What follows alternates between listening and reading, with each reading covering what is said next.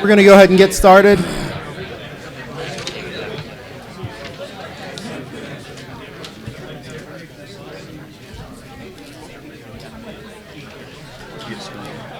Can I write on this?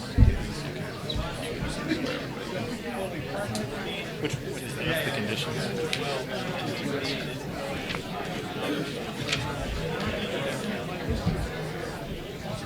Ladies and gentlemen, I'm not going to be able to start until we can actually hear the applicant. Yo! All right. So I understand we have a housekeeping matter we want to address first from the applicant. I understand they conferred with Mr. Noor.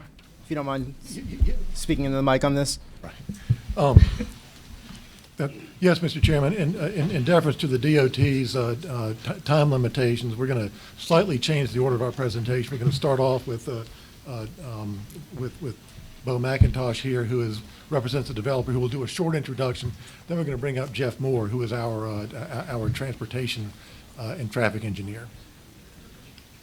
Mr. Noor, I imagine you and Mr. Edgerton spoke on behalf of your respective clients and consent to that? That's fine. If they want to do the DOT first, that's fine. Proceed. Thank you, Mr. Chairman. I'd like to, we need to swear these folks in first, I guess. Bo McIntosh, AJ Clank. Bo McIntosh, and we're swearing our witnesses in, Bo McIntosh, AJ Clank, and Jeff Moore to start off with. Okay, let's address the first two sitting at the table, and we'll come back to the third one. If you don't mind saying your name into the mic. AJ Clink. Do you swear or affirm to tell the truth and nothing but the truth? I do. Robert McIntosh. Do you swear or affirm to tell the truth and nothing but the truth?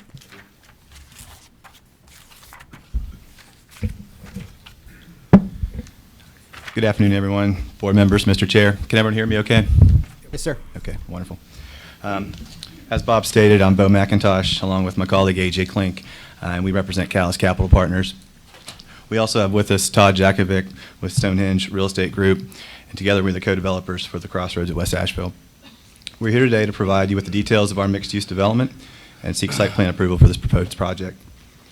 Catalyst is based in Charlotte, North Carolina, Stonehenge in Nashville, Tennessee, and we both have been actively developing mixed-use and multifamily projects across the Carolinas and Tennessee for the last several years. Several of our most recent projects are very comparable in scope, quality, and use of this proposed project. Both of our firms focus on attractive, high-quality green certified developments. We take great pride in the quality of our work and our reputation in industry. We've been extremely excited about this project and hard at work for quite some time. And we're always looking to enhance the communities where we choose to develop. Our primary goals with the Crossroads at West Asheville have been to work with the beauty of Hominy Creek, as well as the land and its natural features, to design a master plan and mix of uses that coexist among their natural surroundings, to be complementary to the existing structures and uses of the surrounding area and neighborhoods, and to work within the property's current zoning and intended uses for the site via the existing land use plan,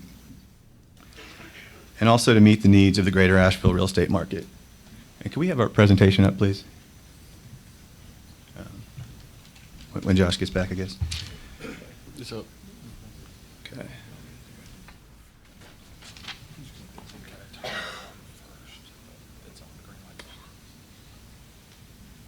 Okay. On the screen now, you can see the logos and names of several of our development team members. This is the locally based development team, and we feel best in class.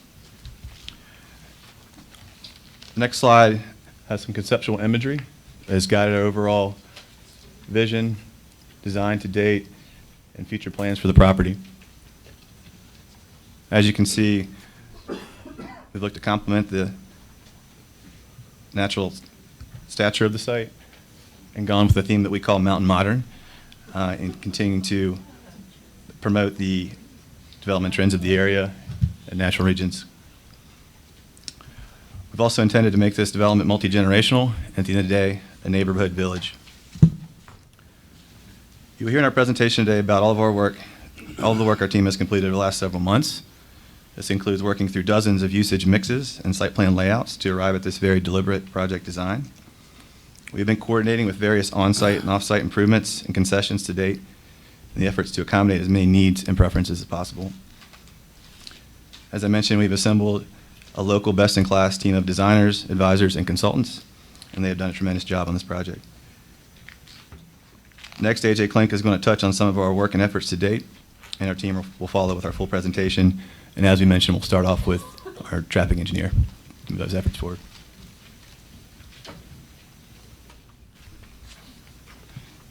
And just for the record, you're transitioning to last name, AJ Klink.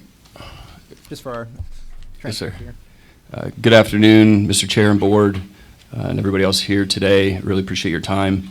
My name is AJ Klink with Catalyst Capital Partners. Just want to state what an honor and a privilege it is to be here in front of everybody today. Our entire team feels this way.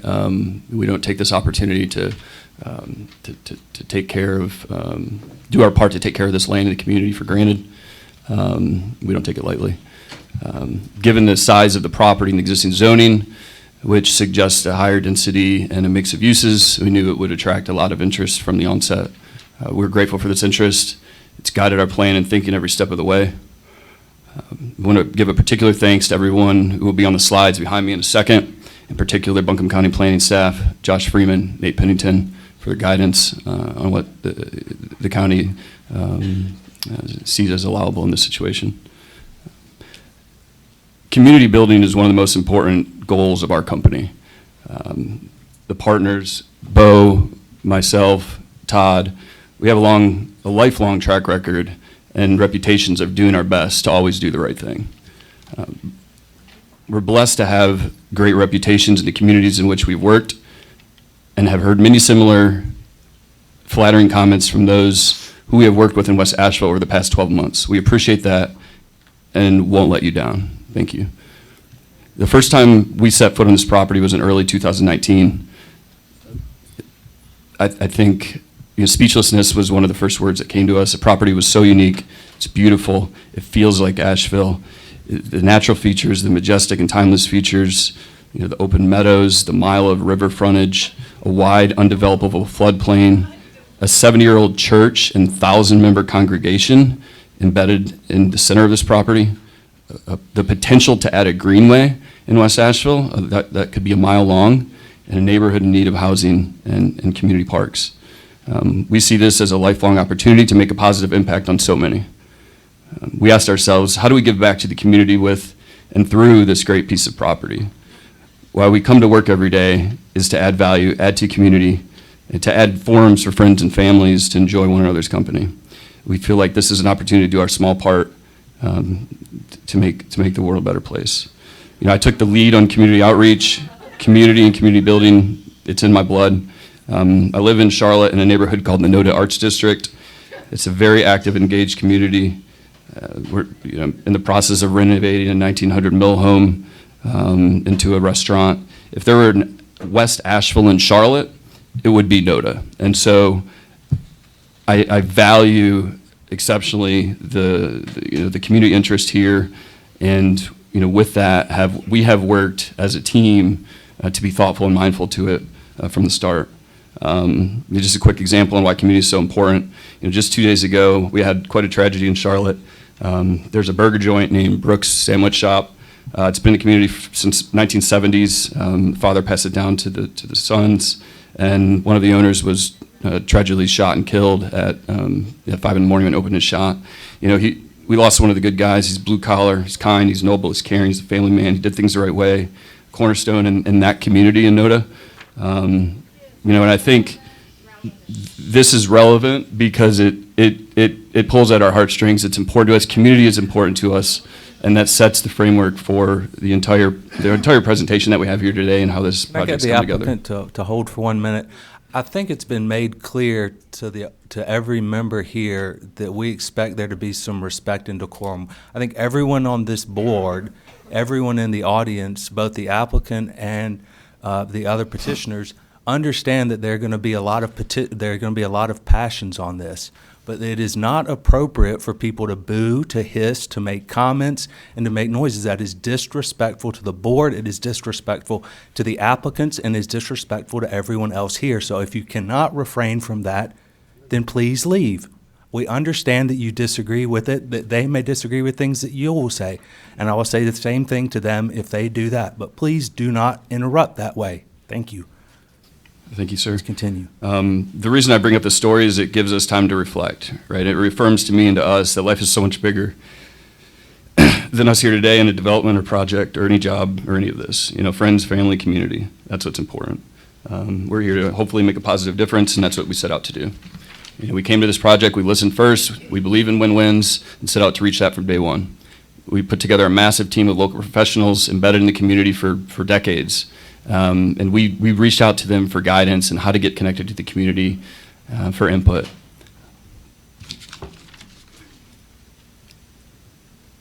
So the first slide, which unfortunately you can't see too well, I'll go ahead and kind of talk us through.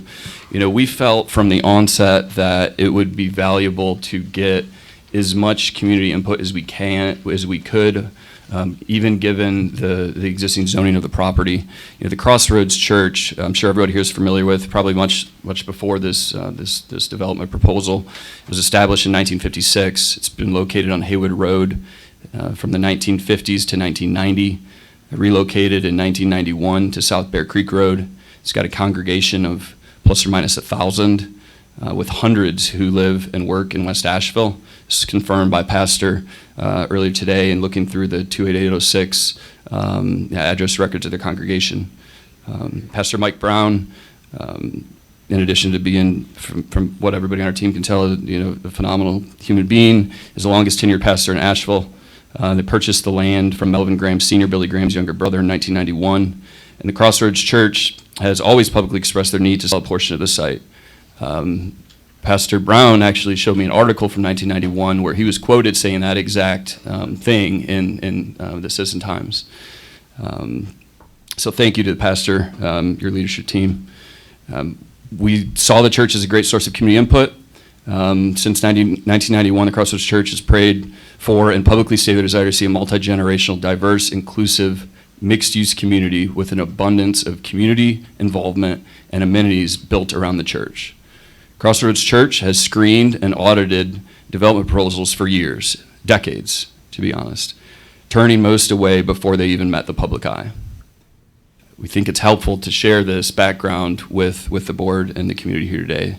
We really would have liked to share some of this months ago, but this is, I think, you know, better late than never. In the past, the church has received proposals for the site ranging from Sam's Club, Walmart, filling in the floodplain and adding high-end residential for sale along the Hundy Creek, which would have quite significant impacts, raising the hill and flattening the site.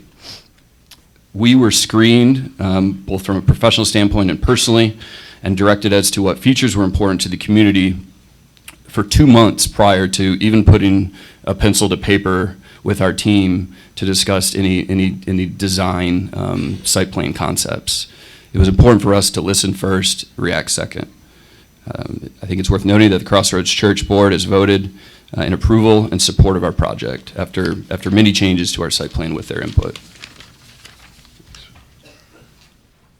The next slide, which I'll quickly walk us through, you know, we're a committed team. The project team is committed to being a thoughtful, considerate neighbor and proactively understanding the stakeholders' viewpoints. You know, we've held over 45 developer-initiated meetings with area stakeholders to date. It started back in February. We met with the chamber, local land planners to understand the zoning, NCDOT to understand planned traffic improvements to South Bear Creek Road and the interstate, wetlands consultants to discuss the stream, wetlands, Hominy Creek protection, and the Crossroads Church, of course, to understand their goals, needs, and preferences of the community in their mind. Through May and July, we had numerous meetings and calls with Buncombe County for development plan guidance, various meetings and calls with NCDOT and traffic engineers to solicit traffic-related guidance. We engaged a local greenway consultant, Jason Gilead, as we realized how important of an opportunity this could be to add a greenway in West Asheville. There's a few other names of folks we want to give thanks to at Buncombe County, the City of Asheville, Riverlink. R.J. Taylor's been phenomenal to work with and really gracious for his input, as has Brian Tomes with Friends of Hominy Creek Greenway. And Council, were you raising your hand? No, sir. Continue. So just wanted to note that this is one step in what we hope will be a series of steps over a number of years where all of these stakeholders and us will need to come together and continue to work together. So we appreciate that early introduction to some of these folks. August to October, I think this information's finally starting to come to light about the potential development project. We decided to hold a voluntary community open house meeting, which we advertised typical county standards at the Crossroads Church. It was heavily attended, and we were able to glean a lot of really helpful information from that that has impacted our site plan to date. October to November, we reached out and met with incoming Malvern Hills neighborhood president Kate Millar, site tours with the Friends of Hominy Creek and Riverlink to improve on our plan further, a site tour with Josh O'Connor, Buncombe County Greenways to align our greenway plans, additional meetings calls with Buncombe County Plan staff to improve our plan, correspondence with various community members. Most recently, after our recent deferral or continuance, we decided to host a second voluntary community meeting and a walking tour where we were able to bring the community out to the site, which I'm sure some of you might have seen some news reports on, and actually meet on the property and walk around the 60-acre property along the Hominy Creek. And I think it was really helpful to everybody to really see how large this property is and how large the opportunity was to put this property on display and to open it up for public use, especially around the floodway and the potential greenway, and just how special it was. We learned a lot. We have made additional improvements since that meeting, and we continue to be interested in further engagement with the community. Continued coordination with Brian Tomes, Friends of Hominy Creek Greenway, and RJ with Riverlink. Continued outreach and communication with Kate, who I'm very happy to now be getting to know much better. John Newer on the other side, the Malvern Hills neighborhood. Continued coordination with Buncombe County Greenway consultants, project architects, lighting consultants now, and green consultants, as well as initial conversations with Eric Bradford, who's the director of operations for Asheville Greenworks. Looking forward to a long relationship with him as well. I just want to finish by saying what we've heard from the community and church. We've heard, among other things, of what's important. Listening and incorporating as much public feedback as possible. Multi-generational, diverse, inclusive, mixed-use, nature and public-focused project, a public park and greenway for the community to enjoy. Can we possibly add to the greenway system? Can we be thoughtful and incorporate environmentally and neighborly conscious design? Can we limit the viewshed impact? Can we have ample natural buffering? Can we ensure our building locations will not change? Can we be an advocate for water quality and stream bank restoration? Can we incorporate environmentally friendly stormwater measures? Can we satisfy DOT, NCDOT, and the community as it relates to the traffic concerns and safety concerns? Can we eliminate the short-term rentals that we initially proposed? Can we significantly phase the project?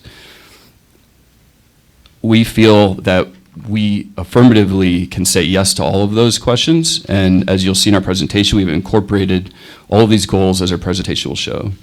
I just want to close by saying we can't satisfy every single voice. We've sure tried our darndest and to gather and incorporate as much as humanly possible. Our plan has been massaged by thousands of hours of work, 45 plus meetings with area stakeholders, and the same enthusiasm that all here have for the Asheville and for the community, we too share for adding, not subtracting, and not letting you all down. There are many more steps to come, and we look forward to working together with the rest of the community and all the stakeholders here on that.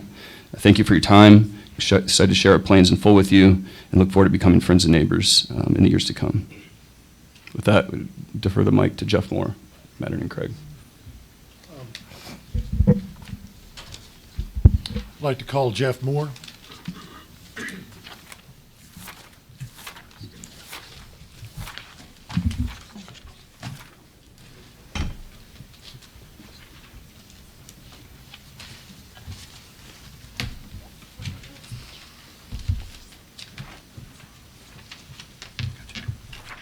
Raise your right hand.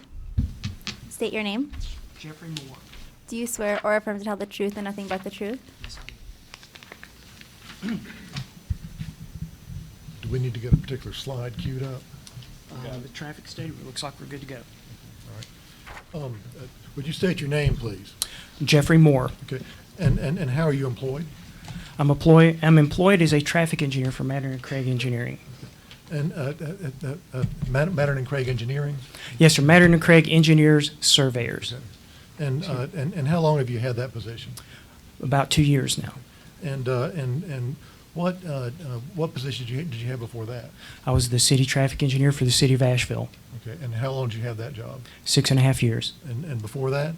I was a district engineer for the North Carolina DOT in Buncombe County over Buncombe, Madison, and Yancey. And prior to that? I was a county maintenance engineer for Polk and Transylvania counties, and simultaneously I was an engineer for the United States Air Force Reserves. And did you have any other professional positions before that? I was also an engineering technician. I was a deputy division traffic engineer for the DOT. I was the assistant division traffic engineer. So, would you briefly describe your education? I'm a graduate of Clemson University and my Bachelor of Science in Civil Engineering and the Air Force's Air Command and Staff College. And are you a licensed engineer in North Carolina? Yes, sir, and in South Carolina. And did you prepare the traffic impact analysis that's part of this application? Yes, it was prepared both by me and under my direct supervision. Okay. And is that traffic impact analysis part of the application in this matter? Yes, sir, it is. And have you ever been recognized as an expert witness in any other proceeding before a court or a local board, or prepared a report that has been used in a court or other legal proceeding? Yes, sir, I've been recognized as an expert before this board. And do you have any special certifications or recognitions relevant to your work on this project? I have experience in traffic engineering, experience doing traffic impact studies. As far as certifications, the usual, the licensing, and the experience. Mr. Chairman and members of the board, at this time, I tender Mr. Moore as an expert in the fields of traffic engineering and traffic management. I don't have an objection to the qualification as an expert. We don't either. Mr. Moore, would you briefly describe what your role in this project has been? Which parts of the application did you work on or prepare? And in other words, you briefly describe what you did. I'm not going to ask you a lot of back and forth questions. I think the board would rather hear from you than from me. So I'll ask you to sort of walk them through your traffic impact analysis, Okay. including your methodology. Through the method. Good afternoon, Mr. Chair and members of the board. It's a pleasure to be here. I appreciate the opportunity to talk about traffic impact analysis and the steps involved in that, the background behind it, and some of the science and methodology behind it. Initially, we're contacted by a client. I do not work for the client directly. I'm a consultant that's brought in to prepare the traffic impact analysis. As part of it, we determine based on the type of development if a study would be required. In this case, it is, because it does meet the threshold of the county's 75 units and the North Carolina Department of Transportation's 3,000 trips generated in a day, and that's based on the land uses. This is a mathematical, scientific type process. We use nationally accepted standards. On my slide up there is the trip generation manual as produced by the Institute of Transportation Engineers, and also the trip generation handbook, which has it's the how-to for the manual itself. We look, as part of this study, we look at the current traffic trends. What's going on in the neighborhood around? We take a snapshot of the traffic. We do a traffic count for each intersection that's going to be studied. But before we determine which intersection to study, we discuss with the North Carolina Department of Transportation to make sure that those are appropriate. Sometimes they will add one. Sometimes we will say, well, while we're here, let's go ahead and look at this intersection. We look at the traffic that's out there. The traffic count is taken on a typical day, a Tuesday, Wednesday, or Thursday usually. We make sure that the weather is good. It's not fair to anyone if we do a traffic count when school's out. We make sure school's in session. We make sure that it's not a snow day when nobody's out traveling. We want to get as realistic a picture of what's going on as possible. We look at the rush hours, as it says on this slide. We look at daily traffic, and we look at peak hours. Without getting too detailed, and which is hard to do as a traffic engineer, I love getting detailed. The peak hour occurs in the morning, sometime between 7 and 9 a.m., in the afternoon, sometime between 4 and 6 p.m. So we determine those peak hours as the highest consecutive 15 minutes of traffic during that time, 4 consecutive 15-minute periods, and that constitutes peak hour.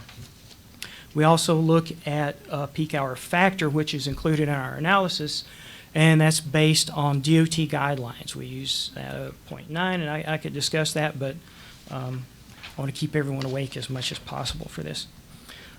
As part of this, we look at the background of what's going on as far as projects that DOT may be proposing or constructing in the area. So for this project, we looked at an STIP project that stands for Surface Transportation Improvement Project, and it's going to be the I-240, I-26 widening project. So that will be underway as this project is being built. So at build out of this project, the benefits of that project of the NCDOT project is going to directly help the traffic from that's being generated by the Bear Creek project. Part of that, it's on the slide, it may be hard to read. Currently there's one lane on South Bear Creek where it intersects with Brevard Road. So one lane going out onto Brevard Road, that's going to be upgraded to 4 lanes. So that traffic will flow much Mr. Moore, better. one question, are these DOT approved plans or are these conceptual? These plans are available on the DOT website. It's the project is under, it's within a year of being constructed. The construction year, and I have that here, is it begins in 2021. So these are the best that's available now. Let's see. Yes. So I have the off of the NCDOT page. This was printed the 12th of November 2019.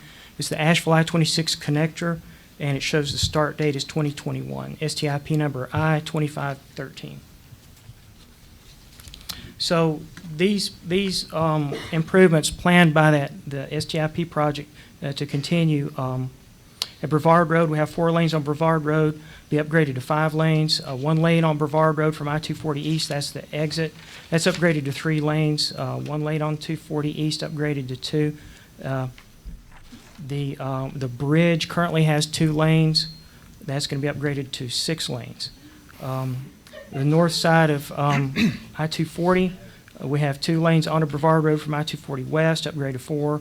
1 lane on Brevard Road from I-240 West, upgraded to 2.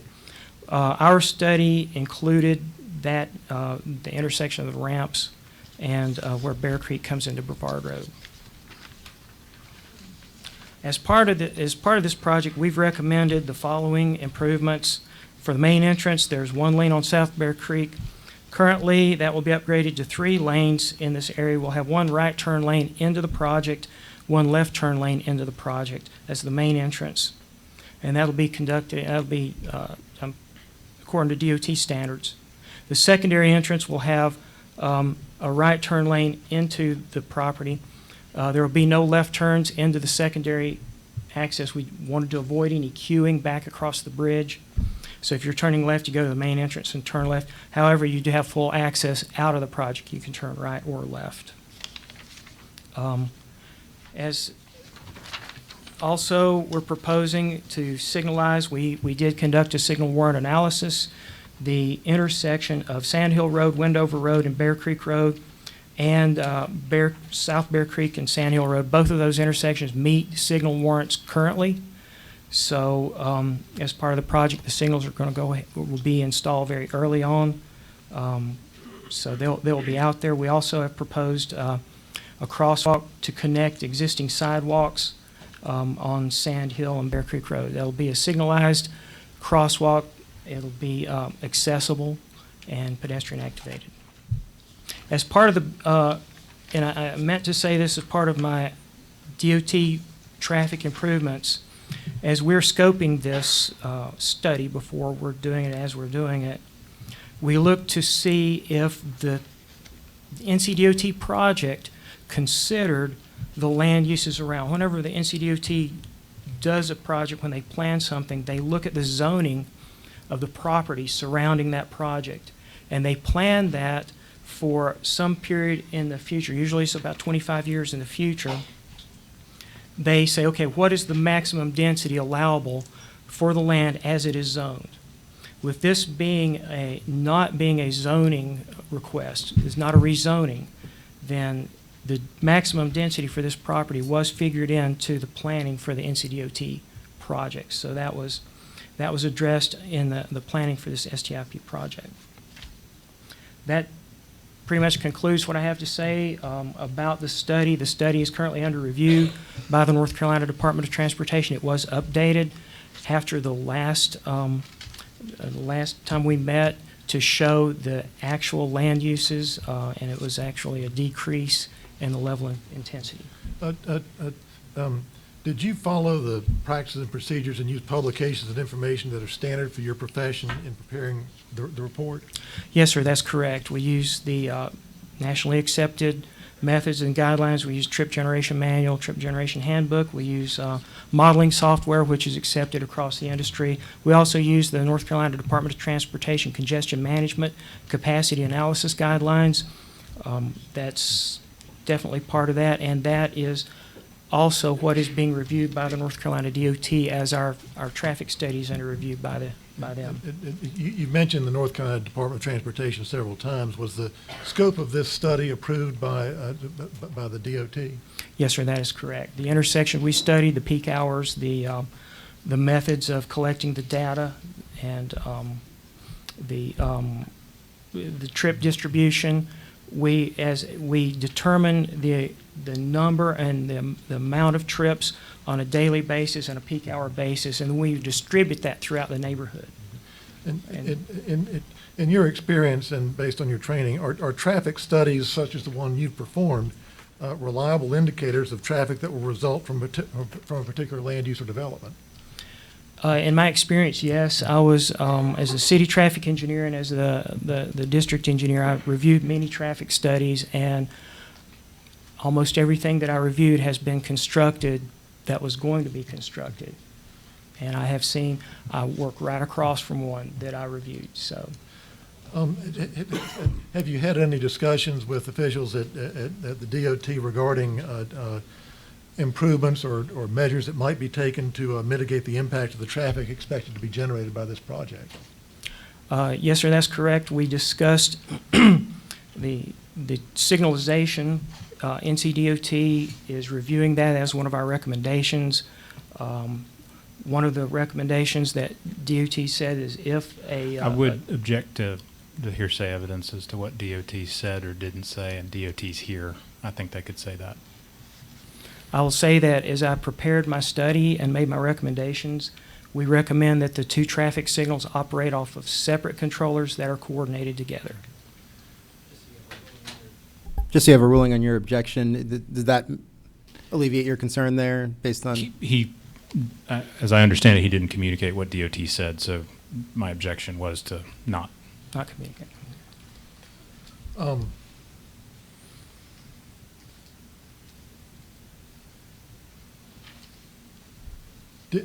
Did your traffic impact analysis indicate the warrant or necessity for traffic signalization at the intersection of the sort of that 5-point intersection at Bear Creek, South Bear Creek, Wendover, and Sand Hills? Yes, sir, that is correct. It is currently warranted under existing traffic conditions. And do you know whether the developer in this case plans to install those improvements? Yes, it's my understanding that as part of the this project, in fact, it is in the traffic impact study as a recommendation. So if NCDOT approves that traffic study, then that becomes part of the driveway permit. And were there any other improvements that your study recommended or that you know have been recommended? The improvements were recommending the turn lanes in and out of the development and the traffic signals. And and what? the pedestrian features. Pedestrian improvements? Yes, sir, pedestrian. Would you describe those a little bit? That's a crosswalk, and it's across, let me get my picture back here, across Wendover Road and then crossing over Sand Hill Road, Sand Hill Road, where it makes the right turn. So there are two crossings there to connect to the sidewalk.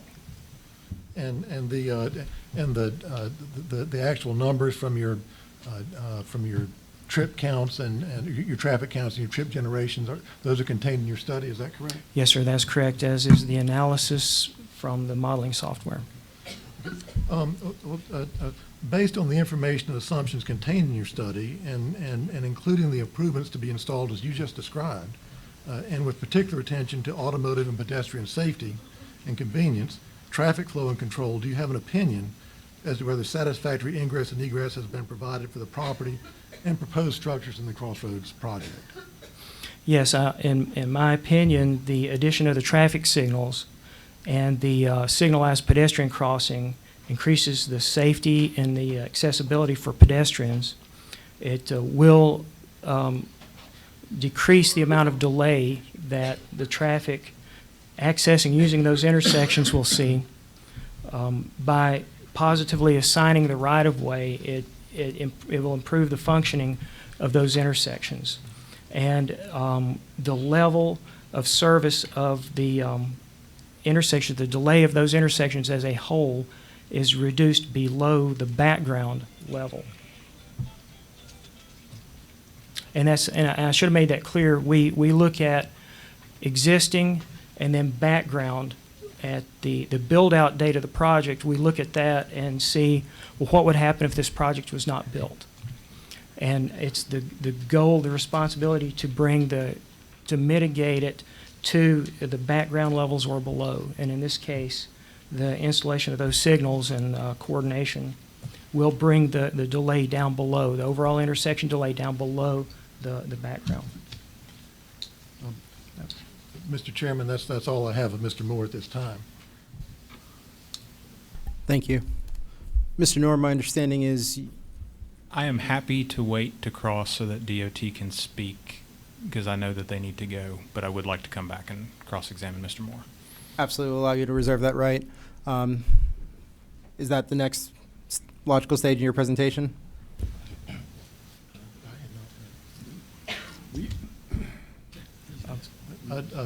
Mr. Moore, I had not planned to call DOT. I understand they're here as a resource to respond to the information that Mr. Moore presented, but we had not planned to call them. Fair enough. Okay, and our discretion, and counsel correct me if I'm wrong, while we have DOT here, if either side chooses to hear from them or the board anticipates needing to hear from them, my understanding is we have the discretion to call witnesses for context. Is that correct? If we need to I make believe use of so, the- if you have a question as to that part of the application and its impact. Thank you. Mr. Noor, well, let me start with the board. Did anyone on the board have any questions for DOT that should be answered now? It is almost 2:40 at this point. We're going to lose them, so if you have any questions to contextualize what we've heard up till this point, now would be the appropriate time. I have some questions. If we can have, let's start with the first representative from DOT, if you don't mind stepping up, sir. Stay there. Raise your right hand. State your name. Christopher Medlin. Do you swear or affirm to tell the truth and nothing but the truth? I do. And just to preserve the rights of all parties, do either side's counsel object to this intermission? I'd like to know if there's an objection on the record now before I proceed. No objection. No objection. Thank you. The applicant makes reference to NCDOT STIP project for the 240 connector. Can you provide some information on the current timeline on that, and if the images that we were provided are conceptual or approved plans, and what alterations you may anticipate prior to the start, only in the areas that are impacted by this development, not the entire project? The areas that were impacted by the project, as far as the plan, it's a conceptual basis plan right now. And the dates are being heavily reviewed by DOT. We've had recent budgetary constraints that can affect the overall I-2513 project letting date. and those dates can be pushed back. As of right now, the dates that Mr. Moore presented are correct, but they are subject to change. The plans are conceptual, and the project nature in itself is referred to as a design-build contract. So when the project is bid, there is a team that would receive the project, and that would be a contractor and an engineer, and they have flexibility within that team to make certain changes. The overall scope of the project is set, but there are variances in that project after it is let. Do you currently have an approved time to start on this project? We do, but I didn't bring the exact date with me today. Do you have an approximate? It's roughly 1 year from today. Do you have a duration anticipated? I don't have an exact, but I would expect for it to be a 4 to 5 year project. Thanks. Any additional board questions for DOT rep? Mr. Does either side have any objection to him being accepted as an expert? I think we've kind of been through this before.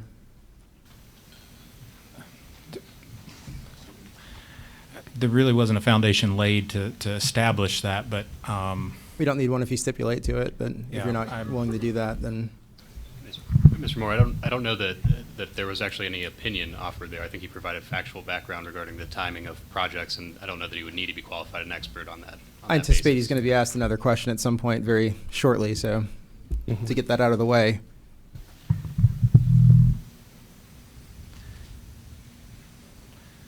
I'd stipulate to it. We'd stipulate, yes, sir. Would you consider yourself an expert in traffic analysis? Is that fair to say? Yes. Okay. Do you have sufficient experience in that I field? do. Do you have an education in that field? I do. I have a master's degree from NC State University in civil engineering and a professional engineering license. And how long have you worked for the DOT in this capacity? I've worked as a district engineer for roughly 1 year, and I've been employed by NCDOT for roughly 12 years. And in your analysis of this project specifically, have you applied your knowledge, training, and experience appropriately to make any recommendations or suggestions in answering any questions that you get going forward? Can you do that? Yes, I have. Are there any questions from council of this witness? I would have some. I don't know if Bob, if you do. You go first. Okay, happy to. Just a couple questions, Mr. Medlin. You emphasize, or you testified that the plans at present are conceptual. That means they are not final, correct? That's correct. And that as part of the design build process, changes can and often do happen in that process? That's correct. You also testified that construction is slated to start in a year, but that is not guaranteed, correct? That's correct. And that the start of the STIP project, that STIP project is much broader than just these two intersections at I-240 and I-40, correct? That's correct. And when that project begins, it's not going to start with these two intersections, is it? No, that's correct. And the development as it's proposed is slated, at least on the, did you review the application and the site plans for this particular project? Yes, sir, I did. And did you notice in that site plan that it slated construction to begin at, I think, in 2020? Yes, sir. And be completed at least as to phase one by 2022, within 24 months, correct? Yes, sir. And so this project won't be completed by the time phase one comes online if this project were to be approved, correct? That's correct. Is it also possible that the construction on this project would be completed, the traffic would be generated from that phase one of the project, and construction would be occurring at these intersections at the same time? There is potential for that. In which case you would have the additional traffic from the development meeting the construction for these intersections and other parts of the STIP project, correct? There is potential. How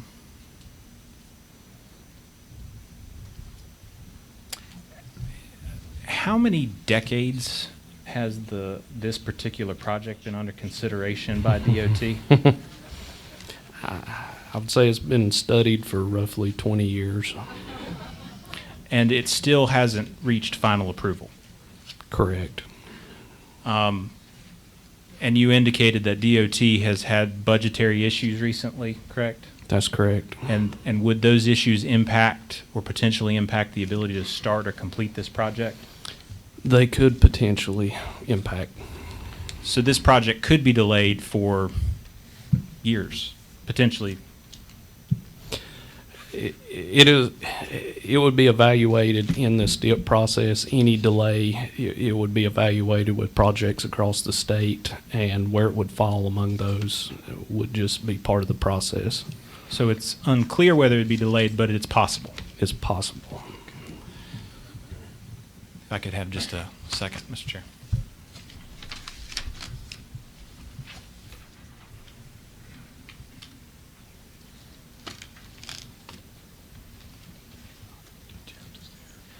I did have one and maybe a couple additional follow-up questions. Is the 1-year deadline you had mentioned the let date where it goes out for bid, or is it shovel start, construction starts date? On a typical design build project, the let date is when the contract is awarded.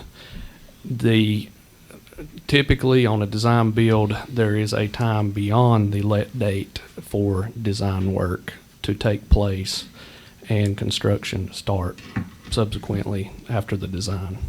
So when you say 1 year to begin, are you referring to the let date, or are you referring to actual when construction will begin? The let date. Okay, so 1 year out is when you bid this out. Then there's time beyond that for design to occur, and then even after that is when construction actually starts. Correct.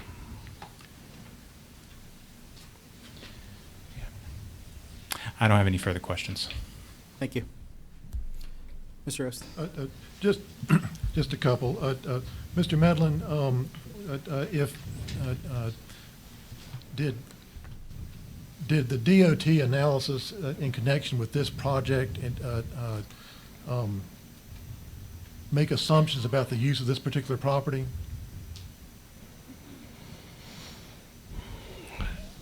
As far as the impact of the project directly related to the property, there were conversations between the developer and DOT in regards to those areas that would be directly affected. But you knew about the zoning of this property, correct? Correct. And so if this project is approved, would any changes to the DOT's plans have to incorporate any traffic that was expected to be generated by this project? At this time, I'm not aware of any. But if the plans, or if the DOT project changed in any way, would those changes have to incorporate the traffic that's expected to be generated by this project if it's approved? Yes. That's all I have. Thank you. Any further questions, Mr. Norr? Just a quick one. You'd indicated, Mr. Ost had asked you if any changes would be needed to be made based on the use on this property, and your response, if I am summarizing it correctly, was you were not aware of any changes that would need to be made, correct? Yes. Okay. But the DOT central office that reviews this, the permitting, hasn't completed its review, correct?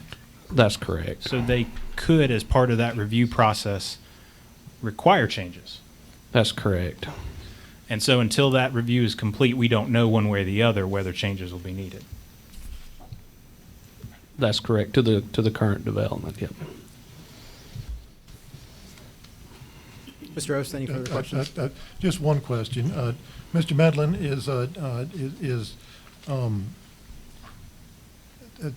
when the traffic study that was prepared for this project was done, did it accurately reflect what the plans were for the DOT STIP project that we're talking about?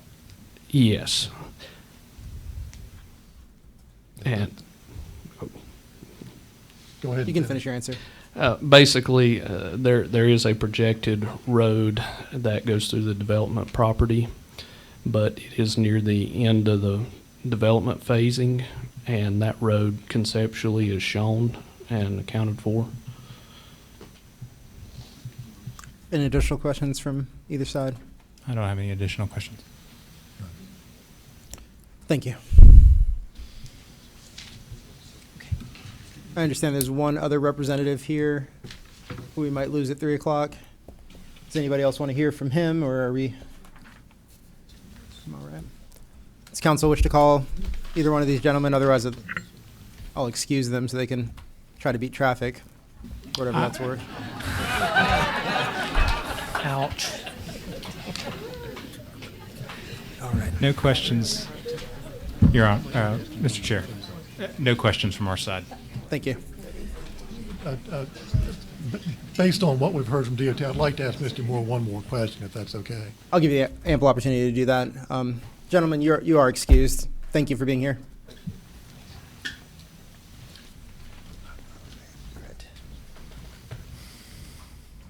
Just so you guys have an idea of what the flow I expect to look like, feel free to ask him any additional questions, and then Mr. Noor will have opportunity to cross-examine.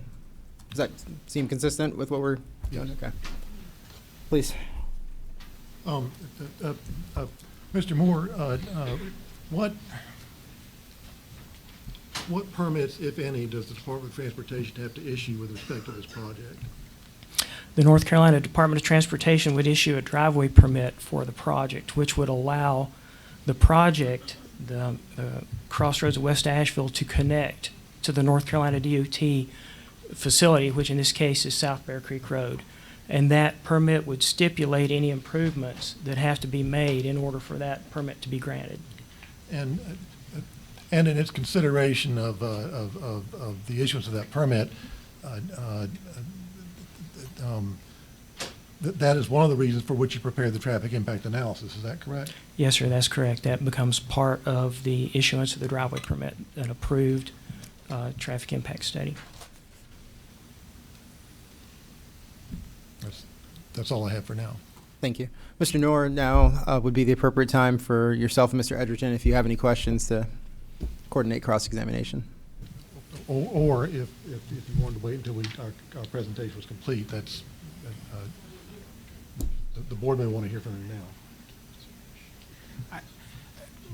Well, in general, I'm willing to defer on the rest of the witnesses. I feel like because we've been talking about this topic area, you've heard the testimony, you've heard from DOT. I would like to cross at this point, just so the board can hear the beginning and end of that conversation, if that would be all right with the board. And I'm happy with the other witnesses to let them proceed through their presentation and then wait for cross at the end. That'd be my preference as well. Okay. Mr. Moore, I've got I've got several questions. So the first I want to start out with is the STIP project. So in your report, and this is on page 1 of the report,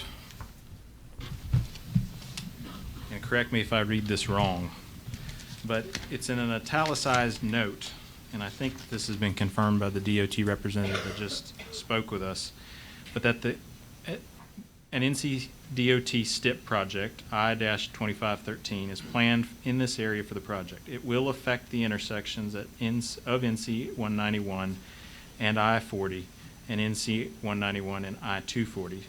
Since no formal plans were available, intersection improvements were obtained from public hearing plans. The level of service of these intersections should be greatly improved by the increased capacity of the intersections resulting from the construction of this project. Is that an accurate reading of your report? Yes, sir, that is correct. And so that's an assumption you bake into your report, correct? Yes, the assumption is based on the best information that's available at the time, and that was coordinated with NCDOT as I was preparing the report to make sure that I had what was available. And they confirmed that they were the public hearing plans. That is what it was agreed upon for me to complete the study based on. So it was the best information, but as we heard from the DOT, it's not the final information, correct? things can change. I've been around DOT enough to know that it can change. You are correct in saying it may not be the final information. So that the intersection patterns that you've attached as Appendix H to your report, those may not actually come into existence in the way that they are shown in your report, correct? There may be some final changes. Those conceptual plans were based on the zoning of the property around and dealing with the future traffic, forecasted traffic, and they were based on that. So this project fits into that forecasted traffic, and their conceptual plans give an indication of the DOT's intent to address that traffic. But not guarantees. There are no guarantees except the intent that that traffic will have to be addressed at some point. So, and at this point, I hate to do this because I know the presentation is up, but can we switch to mine at this point? Please.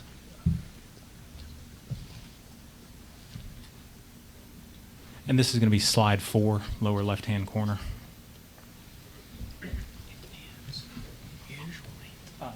One more. So, Mr. Moore, those improvements that are attached as Exhibit H are what you expect, at least based on the proposed plans, for those intersections to look like, correct? Yes, sir, that is correct. But the intersections do not look like them right now. That is correct.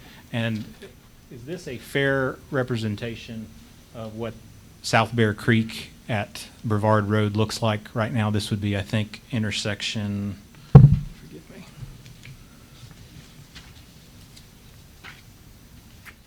Intersection 2 in your report? Yes, to my knowledge, that is correct. And in the current configuration of the intersection, coming out of South Bear Creek, we've got one lane in each direction, correct? That is correct. And that turns into a 2-lane road. Yes, sir, that's correct. And that's the current configuration. If we could go to the next slide, please.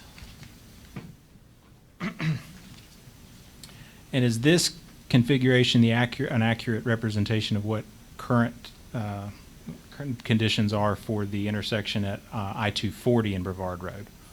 Yes, sir, to my knowledge, that's correct. So in here, and I'm trying to speak in the microphone and turn at the same time. We have a turn lane and a through lane coming from the southbound direction, correct? Yes, sir, that is correct. We have a 1-lane on-ramp onto 240, correct? That is correct. We have 1 lane in each direction crossing I-240. Yes, sir, that is correct. And we have 1 lane heading south over that intersection as well. Yes, sir, that is correct. And if we could go to the next slide, please. And this is the intersection that for South Bear Creek and Brevard Road that you included in your report, correct? Yes, sir, that is correct. And can you detail the expansion that would be required from the current condition to this condition? The roadways themselves will have to be widened. It will require additional pavement width, of course, to go from, especially 1 lane from Bear Creek onto 191 to 4 lanes. If that's the type of answer, Yeah. if that makes the most sense for the answer. So- It's obvious you got to add more pavement. It's obvious you got to add more lanes in order for it to look like that. So, yes, sir. And if we can go to the next slide as well. This is the proposed expansion for the I-240 intersection, correct? Yes, sir, to my knowledge, that's This is correct. Intersection 1 in your report. Yes, sir. And here, same kind of expansion. We've got to go from 1 lane going across to, it appears, 3 in each direction, 2 lanes for the on-ramp to I-240. Yes, sir. And I don't want to overstate this, but your report, when you say the level of service for these intersections will greatly increase based on this project, Yes. and your results are assuming that these intersections get built out this way, correct? Yes, sir. That is how I was agreed upon with the DOT as part of the scope to include this project in the background.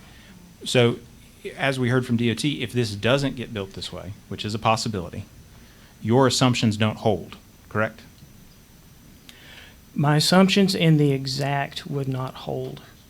What would hold is my assumption, my opinion from my experience with DOT, if it's relevant, is that something's going to have to be done to address future traffic as this project is planned.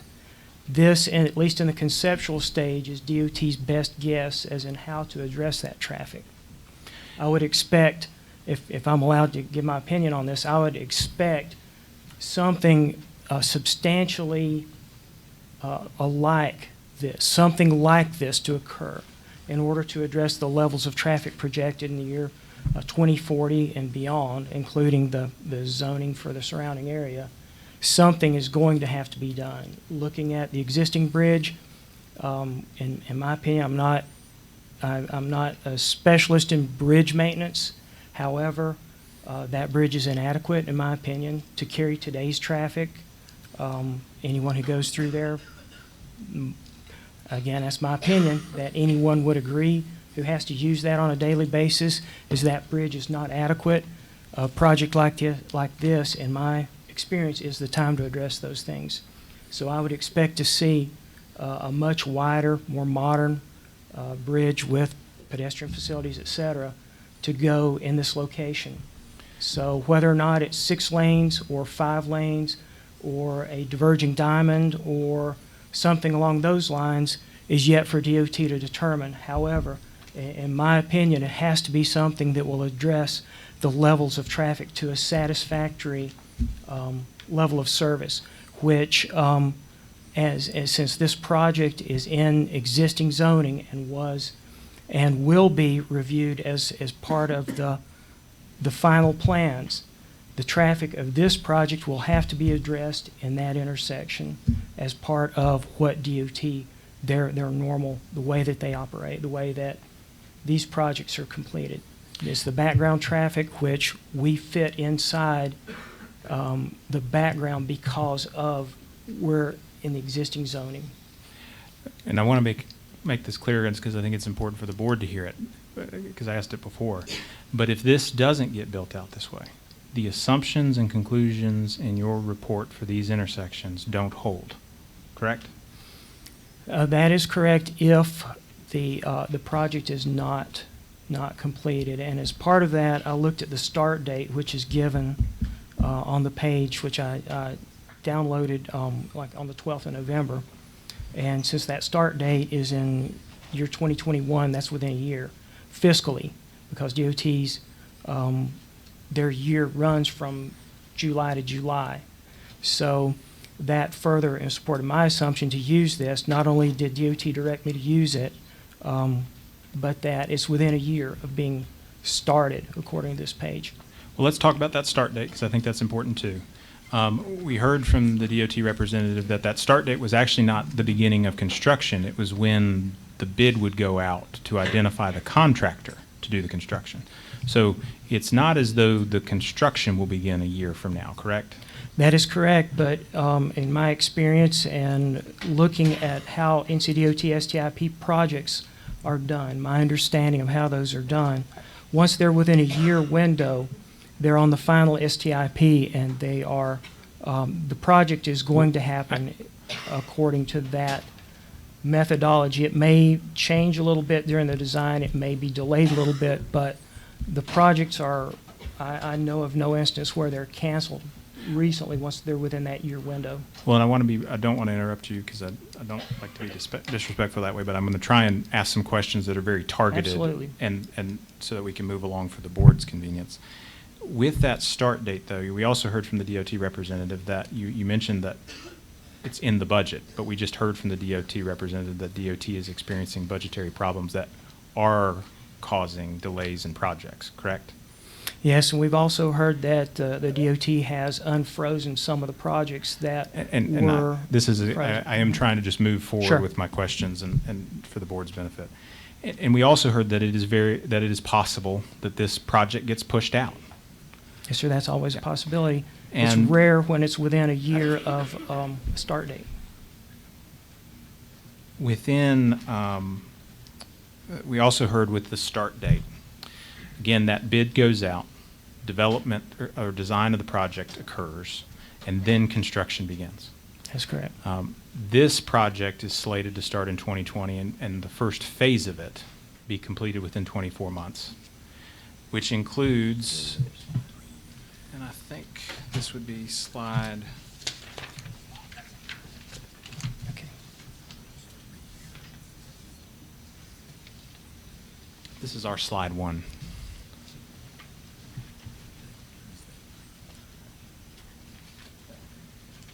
So in that area, that's going to include all of the retail construction in phase 1. I'm looking at the top of that. Is that correct, based on your understanding? My understanding, I will ask the developer to clarify. Well, let me what- rephrase. I'll Sure. rephrase. The, better yet, let me hand you a copy.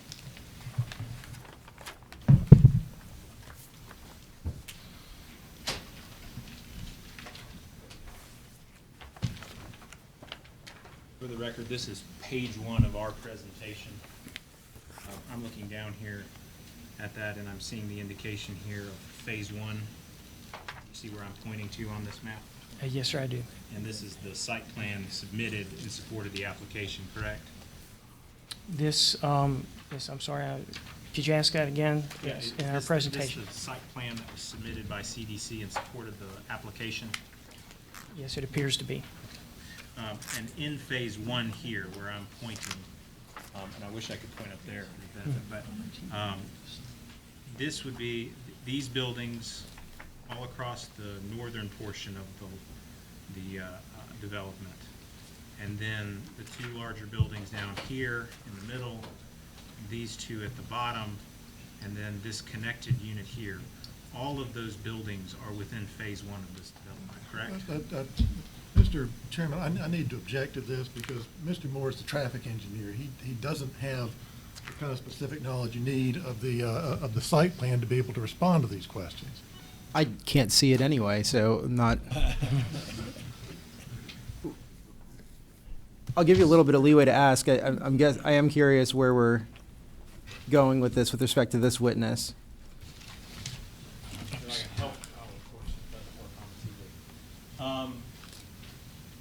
It's not going to show up on that kind of screen. I guess we're, I mean, the applicant's packet has a phasing plan, if that helps you. the phasing plan, yeah, that phasing plan, where I was going with this, and I'll rephrase to make it simpler. We heard from the DOT engineer that the let date is a year out. There will be design and then there will be build. We also heard from the DOT engineer that construction of these 2 intersections will not be complete before phase 1 of this project comes online. So my question for you is, in that event, you will have the traffic generated by phase 1 of this project come online before the intersections that you assume need to be in place to deal with that traffic. Is that correct? And I've asked the witness the question. I don't know that consultation with others is a, I didn't think he was talking to him. I thought the 2 attorneys were talking. But oh, forgive me. to the extent that you can answer that question, you may. If counsel has an objection, now's the time to lodge it, but otherwise, answer to the best of your ability. Well, I would specify that or suggest that he can only only respond on the basis of what he knows. So. I'll rephrase if it would, or I'll repeat it if it would be helpful. The question was, the DOT engineer indicated that the 2 intersections, intersections 1 and 2 on your, on the map within your TIA, will not be, the construction to reconfigure them will not be completed by the time phase 1 of this project is completed. And my question for you is, If that is accurate, will there be increased delays and queues resulting from the project that are not mitigated by the two intersections you've assumed will be in place as part of your report? Mr. Chairman, this calls for an awful lot of speculation, and there's really no foundation for it. If I may, So I can hear everyone's objections from council. If you guys can hold off until we actually make a determination before you boo me. Mr. Knorr. this witness has been tendered as an expert in traffic impacts. I just asked a question about whether the assumptions that he has put forward in his report hold true if the first phase of this project comes online and the intersections, which he says are baked into his report, are not open and ready for the traffic that is generated by the project, and whether that will increase delays and queues for people who use the road. I think what he's objecting to is you're asking him to speculate about something that he hasn't had adequate time to. I guess that would be the assess answer. on it. I'd ask that he answer the question as to whether he knows the answer or not. To the extent that you know the answer to that question, you may answer. Okay, sir. I have not modeled the intersections without these improvements in place. We were directed in conducting the traffic impact study to include that. That's how it was modeled in background and future conditions. I have not modeled it. I can say as a general that increased traffic increases delay without mitigation. That is what we're here for. That's what this project is designed to do. But I have not modeled it. I can't give you specifics. I can't tell you drops in levels of service or increased delay other than some. So, and I think that's important. So you did not do modeling to suggest, to show what would happen if your assumptions didn't hold true. That is correct, because when we conduct a traffic study, we conduct it with specific guidelines, with specific guidance. And our guidance in this case was to include this STIP project in the background in the future. In this case, because the project hadn't been approved, you could have included that modeling if you had wanted to prepare for the contingency that these intersections weren't improved. Well, objection. That we are far off in the speculative realm here, and I don't see where this is going.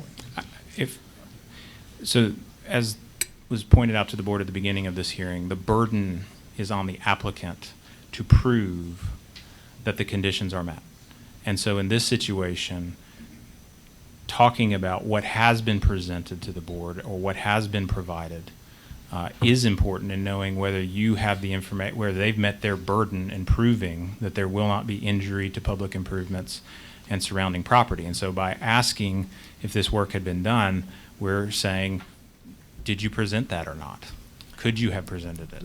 And I guess before either one of you go further, I guess the question is, from the applicant's standpoint, he has a burden to meet. You have a chance to rebut that. Part of how you're going about rebutting that is asking him questions. You also have your own experts, I understand, as well. I think that might be the more appropriate mechanism at this stage, since he's answering to the extent that he's prepared the reports that he was asked to present today. We can address that through our experts. I will move on to a different area of questioning. Please. With the current conditions, and I want to talk about, this would be intersections 6 and 7 in your report.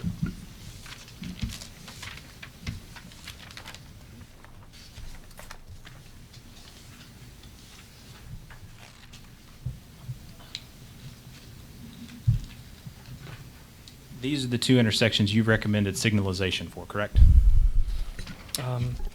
That is correct. Sand Hill Road and South Bear Creek, and Sand Hill Wendover and Bear Creek. And do these correspond with tables 9 and 10 in your report? Yes, that is correct. Okay. In this signalization, we see that, and I'm looking at on table 9 here, the AM, this is westbound approach, The AM current level of service is an E with a delay of 45.2 seconds. Is that accurate? Yes, sir, that is correct. Okay.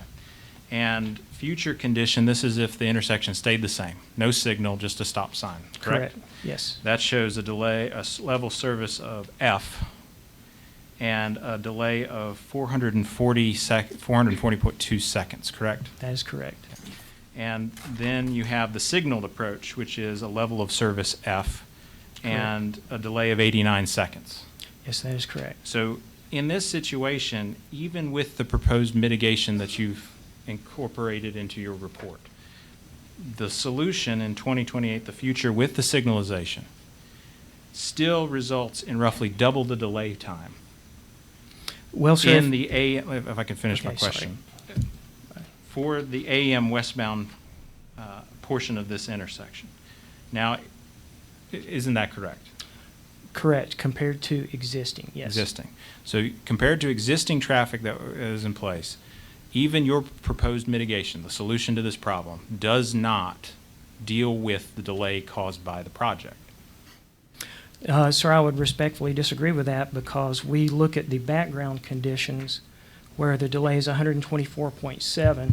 That is the traffic on Bear Creek, Sand Hill, those two roads, which is grown over that time period. It's a 9-year time period based on the NCDOT approved growth rate. So when you put those numbers in, we get a delay of 124.7 for that approach.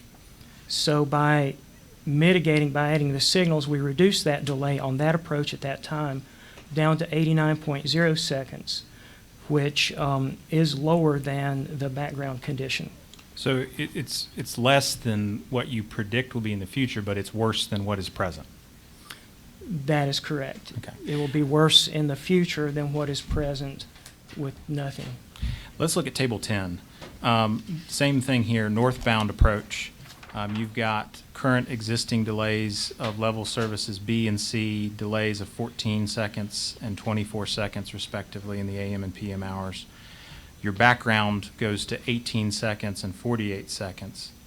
In this case, though, and you had mentioned that when we look to the future with the signal, the mitigation you've proposed to deal with this traffic, those delays are 24 seconds and 79 seconds respectively. Correct? That is correct. So again, the mitigation that's proposed in this case doesn't even address the background. But what it does is it is coordinated with the previous signal, and when you coordinate two signals, it looks as the traffic as a whole, and delay may be added to some approaches in order to make the system as a whole function better. So delay would be added in this situation because of the proposed mitigation. But the overall delay for the two intersections is decreased. And it's above both the existing and the anticipated background. In this intersection and that approach, correct. Okay.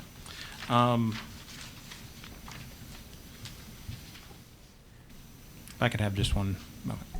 Absolutely. Their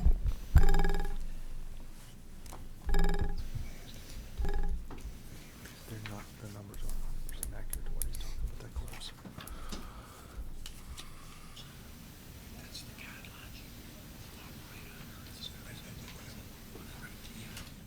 I think out of the interest of time, we'll address the rest of my concerns with our expert witnesses related to traffic, but I don't have any further questions at this time. Mr. Ost? I do have some redirect, Mr. Chair. Mr. Moore, has the Department of Transportation given you any reason to think? Can you come close to the mic? Sorry. Thank you. Has the department, do you have any reason to think that the project, that the DOT project in this area is going to be delayed? I would object as to hearsay if it's coming from information that was received from another individual. He Can you opened- state your question one more time, so I'm clear on it? Mr. Moore, do you have any reason to think that the North Carolina DOT project that's been described and that we've been talking about here is going to be delayed? Sir, based on the two additional projects on I-26 that are being constructed now, this would appear to be a follow-on of that project. I have no reason to believe that this would be delayed with those two that are actively being constructed. And your traffic study included the information that we saw up on the display here about the improvements planned for the intersection of Brevard Road and I-240 and Brevard Road and South Bear Creek. Is that correct? That is correct. And were any questions raised about the inclusion of that information? No, sir, I was directed to include that.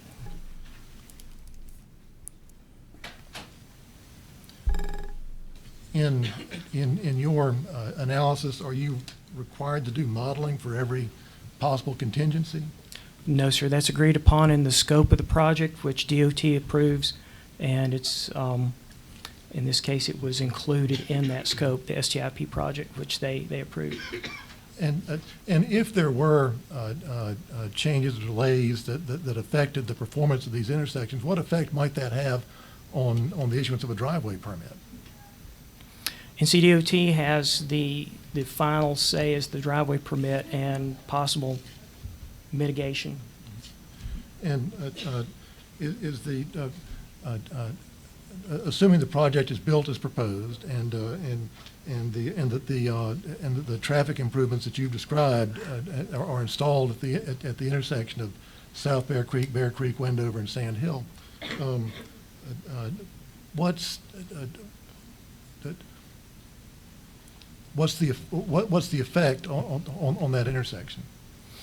As a whole, the intersections, their delay is decreased. Their ability to move traffic through, and especially the ability for a pedestrian to cross with a signalized crossing and designated assigned right-of-way to a pedestrian.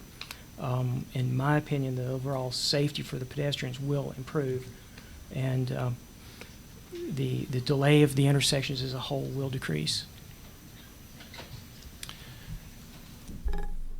That's all I have. Thank you. I just have a couple follow-ups to that, if I could I don't want to interrupt either one of you, but just, I don't think that the hearsay objection is appropriate given what he ended up saying, if that's fair, just so you know. I Does he have appreciate a the ruling on ruling that? from the chair on that. My question was related to the pedestrian crosswalk that was just mentioned. I think on the slide that was provided, if we could put that back up, the traffic improvements, new commitments slide. This was the developer's presentation, not mine. It looks like this, Josh. Yep. That's it. Thank you. You just mentioned the installation of the pedestrian crosswalks. For the one that would be crossing Sand Hill Road and South Bear Creek, that signal or that crosswalk would essentially end, if I'm seeing this correctly, would end on that side of South Bear Creek Road, the side where the red dot is there? Yes, sir, I believe that red dot, the small one, that's the pedestrian head that Yep. would govern that, yes, sir. Are you pointing to the one that has a green line that says proposed span wire signal? And that red dot is to the Oh. left of the parens that says Sand Hill Road? To the left of Sand Hill Road there, at the end of the crosswalk, there is, I'm pointing, and I'm not sure anyone can see that, but We're talking about the intersection To of the- South Bear Creek and Sand Hill, further down. yes. Oh, this one, okay. Yes. That's correct. We are not proposing crossings there, You're not proposing crossings there. correct. So the proposed wire span, that is not a crossing right there in the same. That is not, that is a traffic signal. No further questions. Thank you. Mr. Ost, any further questions for your witness? Not at this time. Thank you very much, sir. Thank you for having me. Mr. Chairman, I did have a couple follow-up questions, but I'd rather just wait and see what he has to say with his traffic engineer, but I'd like to reserve the right. Absolutely. Please. Can you have your witness? You can stand near the microphone over there if you like. Just a couple more questions. So, my question is regards this page, the projected time frame. The first phase of improvements is the traffic signals and the preliminaries. I got your flow of the process of letting, hiring, and constructing. That could go on quite some time. As far as the DOT is concerned, sir, yes, in my opinion, it could go, usually that's a several-month period from when the, Well, isn't it so that in this county, we have several projects that are similar flow process that have gone on for years? I mean, and budget was there and then it wasn't there. I mean, it does happen, does it not? it always happens. It could happen. Doesn't always, but there's always that All right. possibility. Thank you for that. That, I've got it.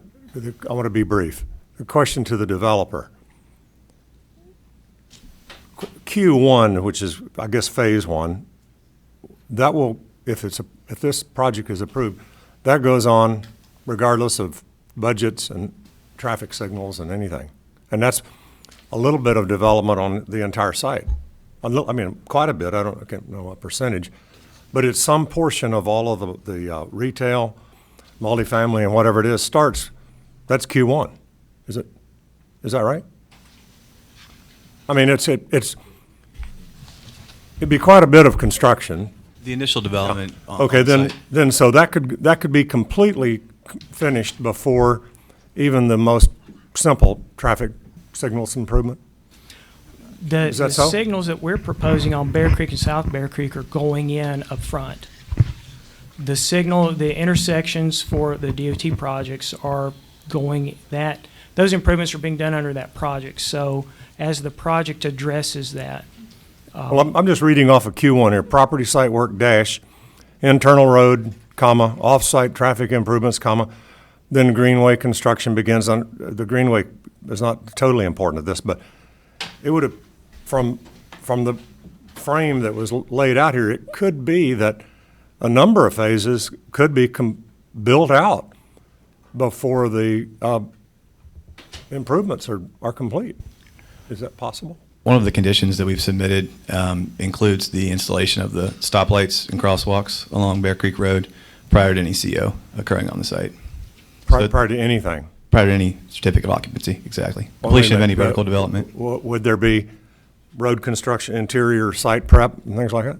Yes, the entire loop road that you've seen on the site plan would be completed as part of that first. That's pretty huge. I mean, that's a lot of work.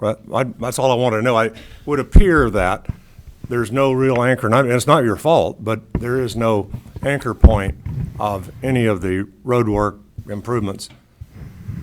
The whole project could essentially be in place before very much of it's done.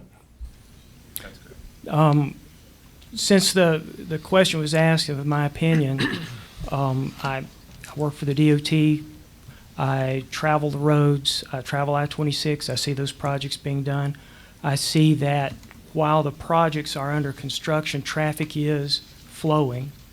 Anything that would be done on an interstate basis is going to have to keep the roads open, keep the traffic flowing, even while construction is underway. To say that a project is delayed in time after it's under construction is to acknowledge that once ground is broken, contingencies come up and those are addressed. Mr. You have Chair, the traffic flow. So I think I would object for speculation purposes to the same degree that Mr. Ost did, in that his testimony isn't about what he knows to be the case. It's just that speculation about what might happen in response to Mr. Lyken's question. So I would object to that in this context. I was just trying to line up the phases and the improvements, but I don't think maybe we can't. George, if I may, just to clarify, because there's a few different traffic improvements that are being discussed here. So there's the DOT projects, which I think we've all agreed could change. Again, DOT's directed us to include those in the modeling, so that was the only choice that we had. As far as our offset improvements that we've agreed to in conditions, those include the turn lanes, which Bo and we have alluded to, as well as the traffic signals and the pedestrian safety measures. All of those that are under our control are going to be fully completed by the time we have anybody living or working at the property. So that would be closer to 2023. So you do have our commitment that those improvements are going to be made as our that's our first order of business. So with the loop road, with the greenway, and the traffic improvements come with Oh, I that. So see. there is that level of assurance. All right. Thank you. I would hear both those concerns. I think we're teetering a line between what has to be speculated and what doesn't. So just a reminder to all witnesses coming up, let's keep it within the parameters of their expert testimony in a reasonable realm of assumption here. I think we're all trying to figure out what's going to happen without committing to one person's testimony without hearing both sides. I think it's fair to hear everything before we get too much into the weeds there. Mr. Rose, do you have another witness you'd like to present? Mr. Day needs to be sworn in. Oh, sorry. Raise your right hand. State your name. Chris Day. Do you swear or affirm to tell the truth and nothing but the truth? I do. Just a few questions to qualify Mr. Day as an expert with the board's indulgence. Would you state your name, please? Chris Day. And how are you employed and how long have you been there? I'm employed at Civil Design Concepts here in Asheville, and I've been employed there for a little over 14 years. And what business is Civil Design Concepts in? Site engineering for site development primarily. In connection with your work, are you required to be licensed to practice in North Carolina? Yes, I'm a licensed professional engineer in North Carolina and Tennessee. And would you briefly describe your education, training, and experience? I have, besides the 14 years that I've worked at Civil Design Concepts. Previously, I worked for a similar site development firm based in Durham and Chattanooga, Tennessee, where I worked there for 6 years. I have a degree in civil engineering from NC State University, as well as a second degree in environmental engineering from NC State University. And in connection with your work, both for civil design and earlier, do you have much experience preparing site plans for construction projects? Yes, I have appeared before this board with numerous site plans, as well as the city of Asheville and other local jurisdictions.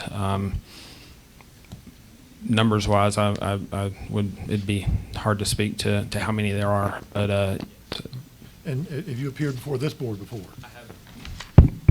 I have appeared before this board previously, yes. Okay. At this time, I tender Mr. Day as an expert in the field of civil engineering and site design and environmental engineering. Any objection? No objection. He is so tendered. Thank you. But before you launch into your presentation, Mr. Day, would you briefly describe your role in this project and what parts of the application did you work on and prepare? So myself, as well as Warren Sugg in my office, and our design team, and many other professionals from our office, prepared the submitted application and the submitted plans before you. The of the color rendering that was done by the landscape architect, and the elevations done by the architect.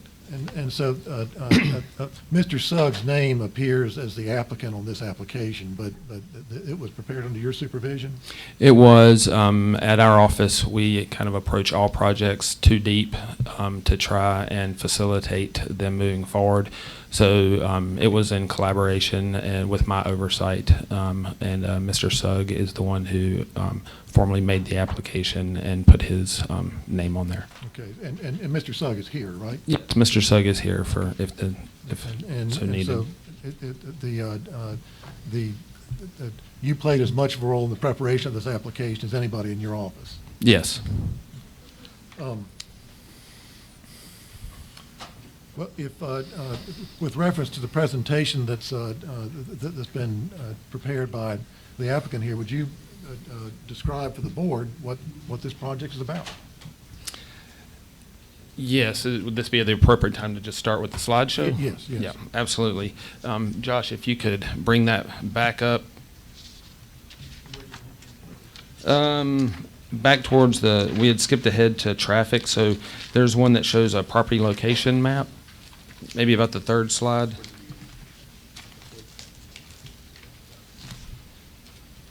I think this clicker may have died on us. Oh, there.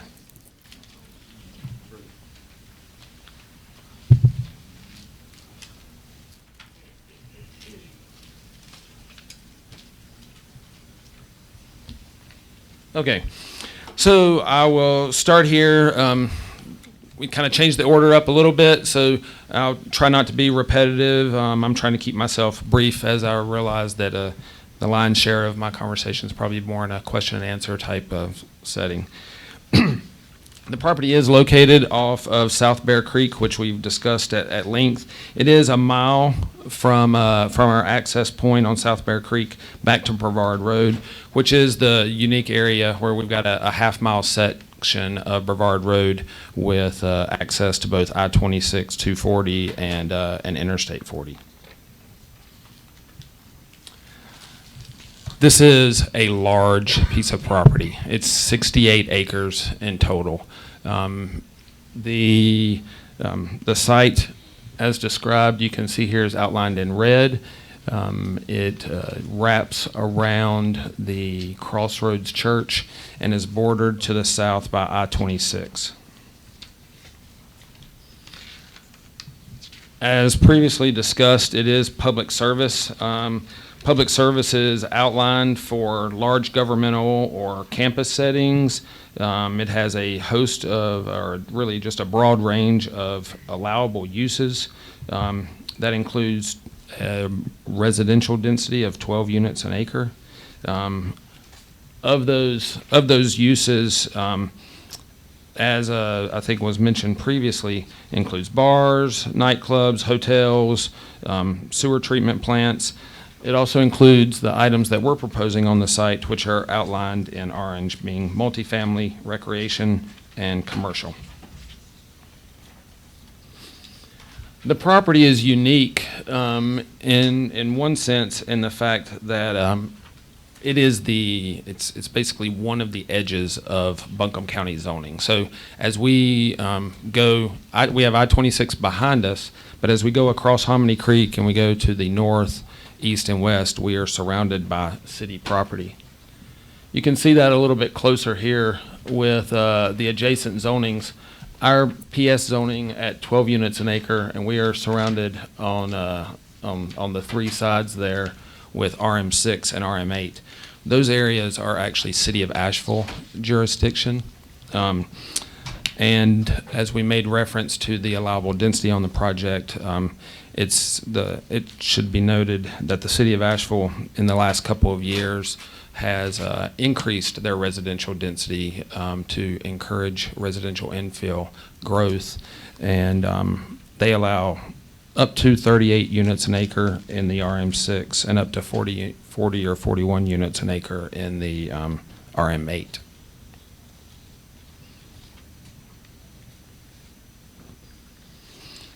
So I'll talk a little bit here about the overall site plan. My office has looked at this property for a few years for multiple different clients. The majority of them have looked to do things a little bit different. This was a different approach than we had been tasked with evaluating in the past. No other developer that we had worked with had proposed to do any public amenities on it, but the more significant item that I would approach from a technical side was the other developers' approaches. We had been directed at our office to look at focusing the intensity of the development, like basically an apartment complex on the south end, adjacent to I-26. And to do that, the proposals were to drop basically that mountain 40 to 50 feet to create a large plateau that would hold an apartment complex as such. The ideology for previous developers that were really just in the overall planning stages was to take that dirt, when the mountain came down, take that dirt, move it to the north side where the floodplain was, and build high-end single-family homes that were fronting along the creek. This developer came in and approached us with their land planner, and really through many conversations, many discussions, and they kind of flipped it around backwards. And they said, you know, the highlight of this property is that greenway, that flood hazard area along Hominy Creek.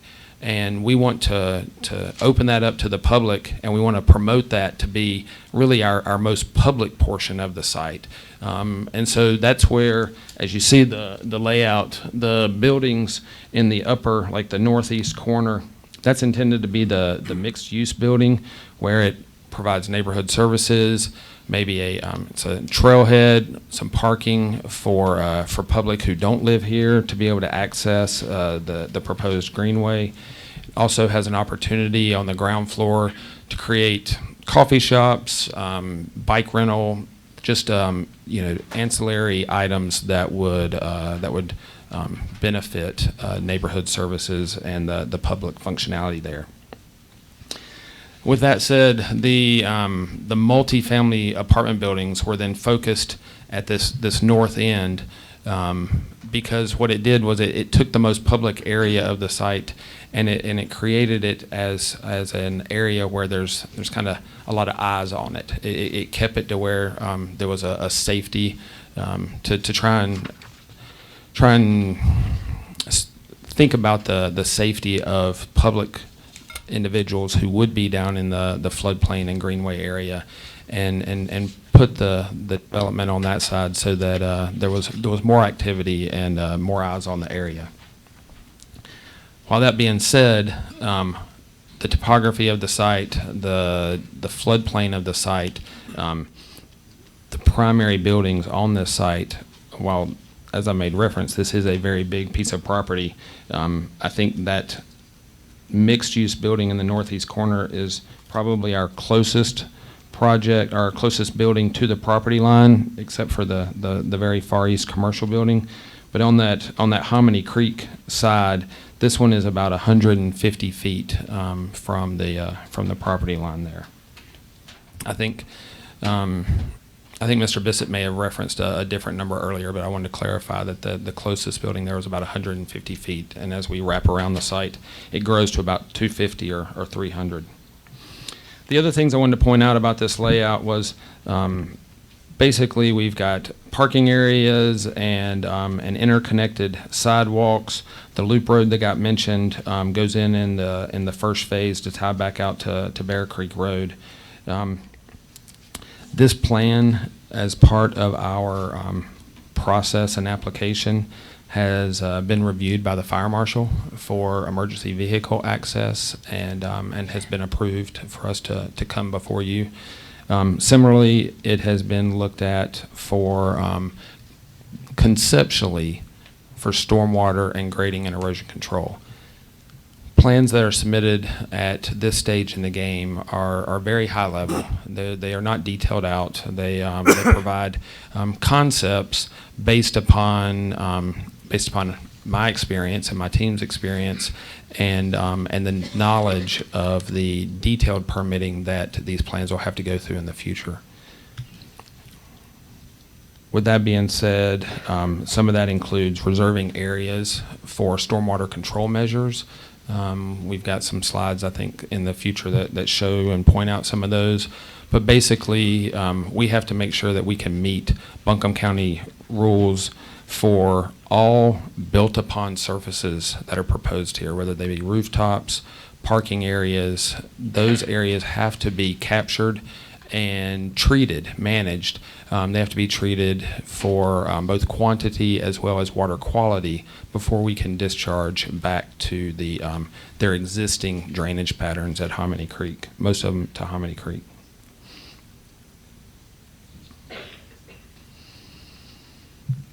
I made reference to the parking. I wanted to point out the way the application for Board of Adjustment reads. We do have the ability to ask for less than the 1.75 minimum parking. This project, we are asking to reduce that number down. This is, as the code says, a minimum.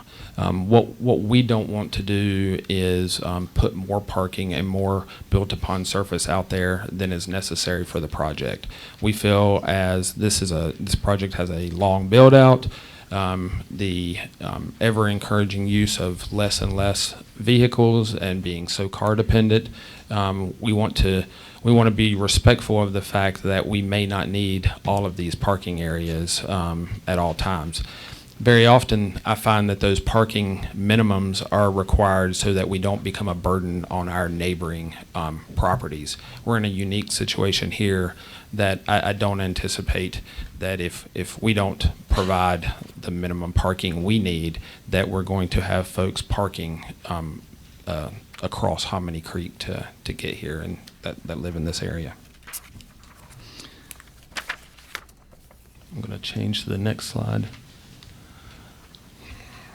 Sorry for the presentation there. These are some examples of the architectural styles that are being proposed for the project. It's primarily masonry, fiber cement materials, and so forth. They're 2 to 4 stories in height. I want to direct you to the lower left corner there. That is a rendering of the mixed-use neighborhood service building at the public access for the trailhead. That would be a more commercial type building and has a flat roof as present on the elevation. The other buildings for multifamily on site are actually look to be more residential in style, and that's why they have the pitched roof. Buncombe County does measure the building height. So they measure the building height the way the zoning code does to the peak of the roof. So with those pitched roofs, we are requesting, as Josh made reference, we are requesting an adjustment to the allowable 50-foot building height in this zoning code. It is not a variance. It's something that that the application offers us the opportunity to request at this stage. And the reason for our request in this situation, I do want to clarify. I think Josh had made reference that it was 8 inches. It's actually 5 foot 8 inches. The submitted elevations that have been submitted and the application that was submitted states 55 foot 8 inches on those to the very peak of the roof. The reason for this is, one, the residential styling of the peaked roof that I made reference to, and then simply, these are 4-story buildings. We're not proposing to build buildings larger than 4-story, but what we want to do is, the more we can put under one roof, the more we can save other areas of the site. That's the great thing about what we've got here today is a plan unit development. A plan unit development says, all right, we take the density that's allowed on this entire project and we focus it into more intentional buildings as opposed to spreading it out all over the site. It's with that ideology and this height expansion that allows us to save over 40% of the site to remain undisturbed. This, with us being in a mountainous terrain, this type of an adjustment and modification, I have done we have done this. This has been typical of many projects that I've brought to the board in the past for these exact same reasons. I'm going to flip through the traffic study portions right here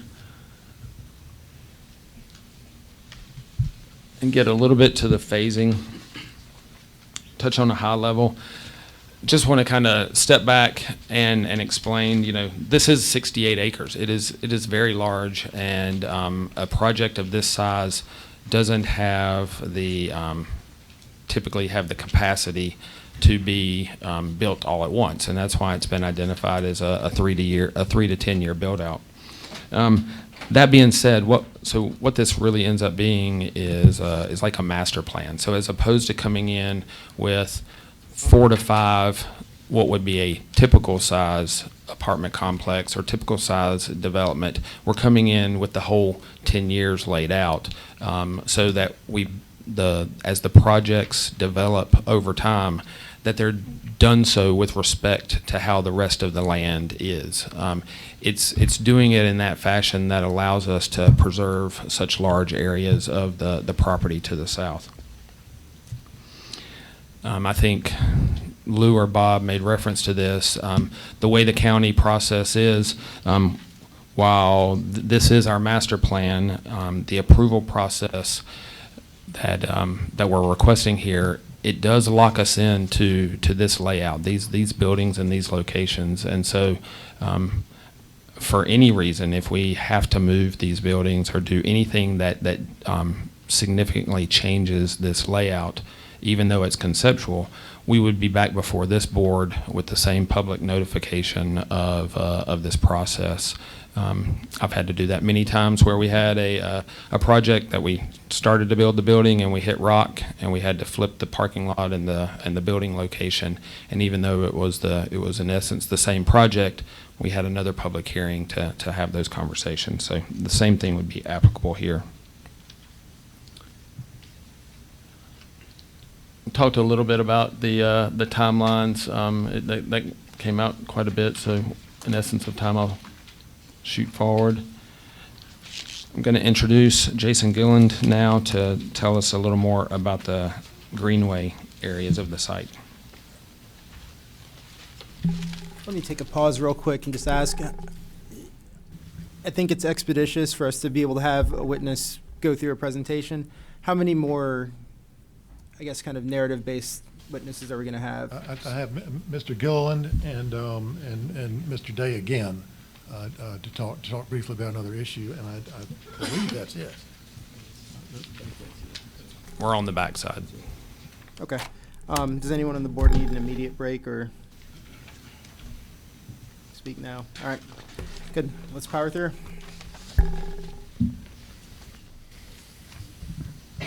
Mr. Chairman, if I could, just one announcement to the public, just for y'all's knowledge. I think y'all are getting an idea of how this meeting is progressing in the amount of time. So just understand that we totally respect y'all's desire to be here and stuff, but we'll be here for a while. So. You did this morning. Raise your right hand. State your name. Jason Gilland. Do you swear or affirm to tell the truth and nothing but the truth? I do.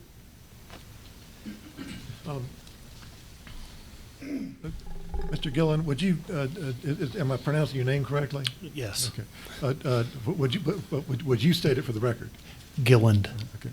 And how are you employed and how long have you worked there? I am co-owner and vice president of Site Design Studio for 10 years. Okay. And what kind of work does Site Design Studio do? We are a landscape architecture and planning firm, and one of our primary focuses is public park and rec and greenways. Okay. And do you possess any particular licenses that you need in order to do your work?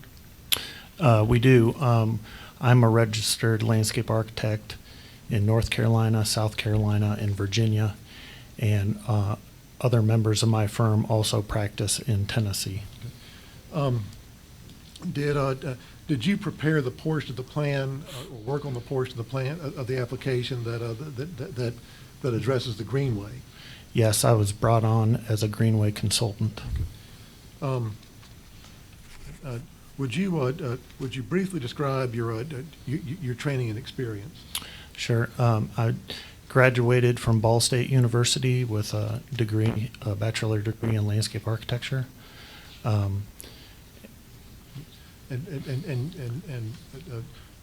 After you graduated, where have you worked? I worked in right outside New York City for a few years for a design firm in Boulder, Colorado. For a firm, we were the on-call landscape architecture and active park and rec firm for the Denver metro area, Highland Park. Highland Hills Park and Rec District. And then you came here to Asheville? Yes, I was employed by Land Design here in Asheville for just under 4 years prior to starting my own business. Other than what you've already covered, do you have any special certifications or recognitions relevant to your work on this project? We both hold NCDOT complete street certifications dealing with bike and ped facilities. Okay, when you say both hold, that means you and who else? My partner. At this time, Mr. Chair, we would tender Mr. Gilland as an expert in the fields of landscape architecture and greenway design. Any objection? No objection. So tendered. Hey, Josh, you want to go back to the...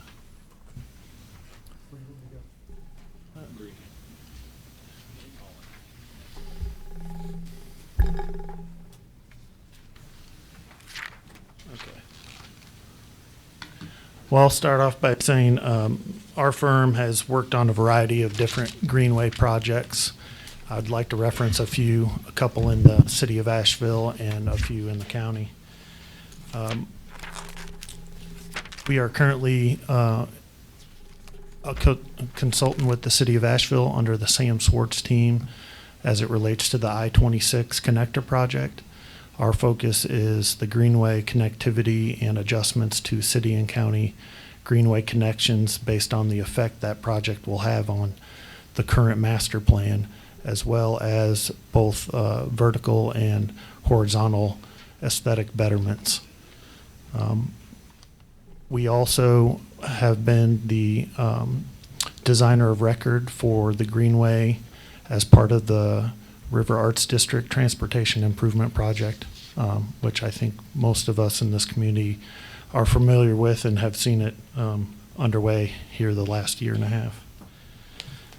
Within the county, our firm was also employed by Fletcher Partners and the Anka Youth Sports Organization as the designer of record for the Bob Lewis Ballpark. And with that project, we were asked by our private client to take a look at the Anka Heritage Trail prior to the development of the feasibility study conducted by another firm. In addition, we were a sub-consultant on the feasibility study for the Reams Creek Greenway, and subsequently established, once the county was awarded the FHWA grant associated with that, we committed to establishing a nonprofit to assist the county to raise funds to meet the match demand.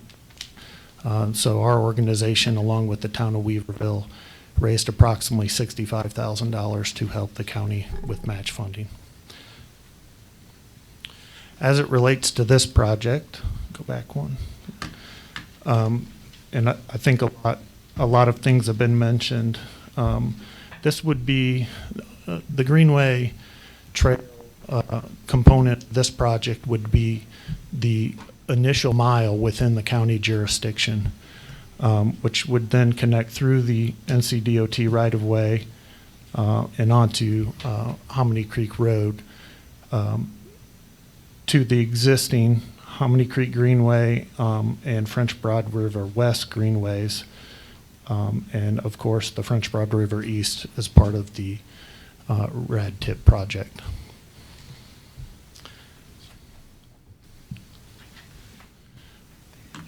As was mentioned before, we've met with a variety of important stakeholders as it relates to greenway development, the planning department, county parks and rec, Riverlink, and Friends of Hominy Creek.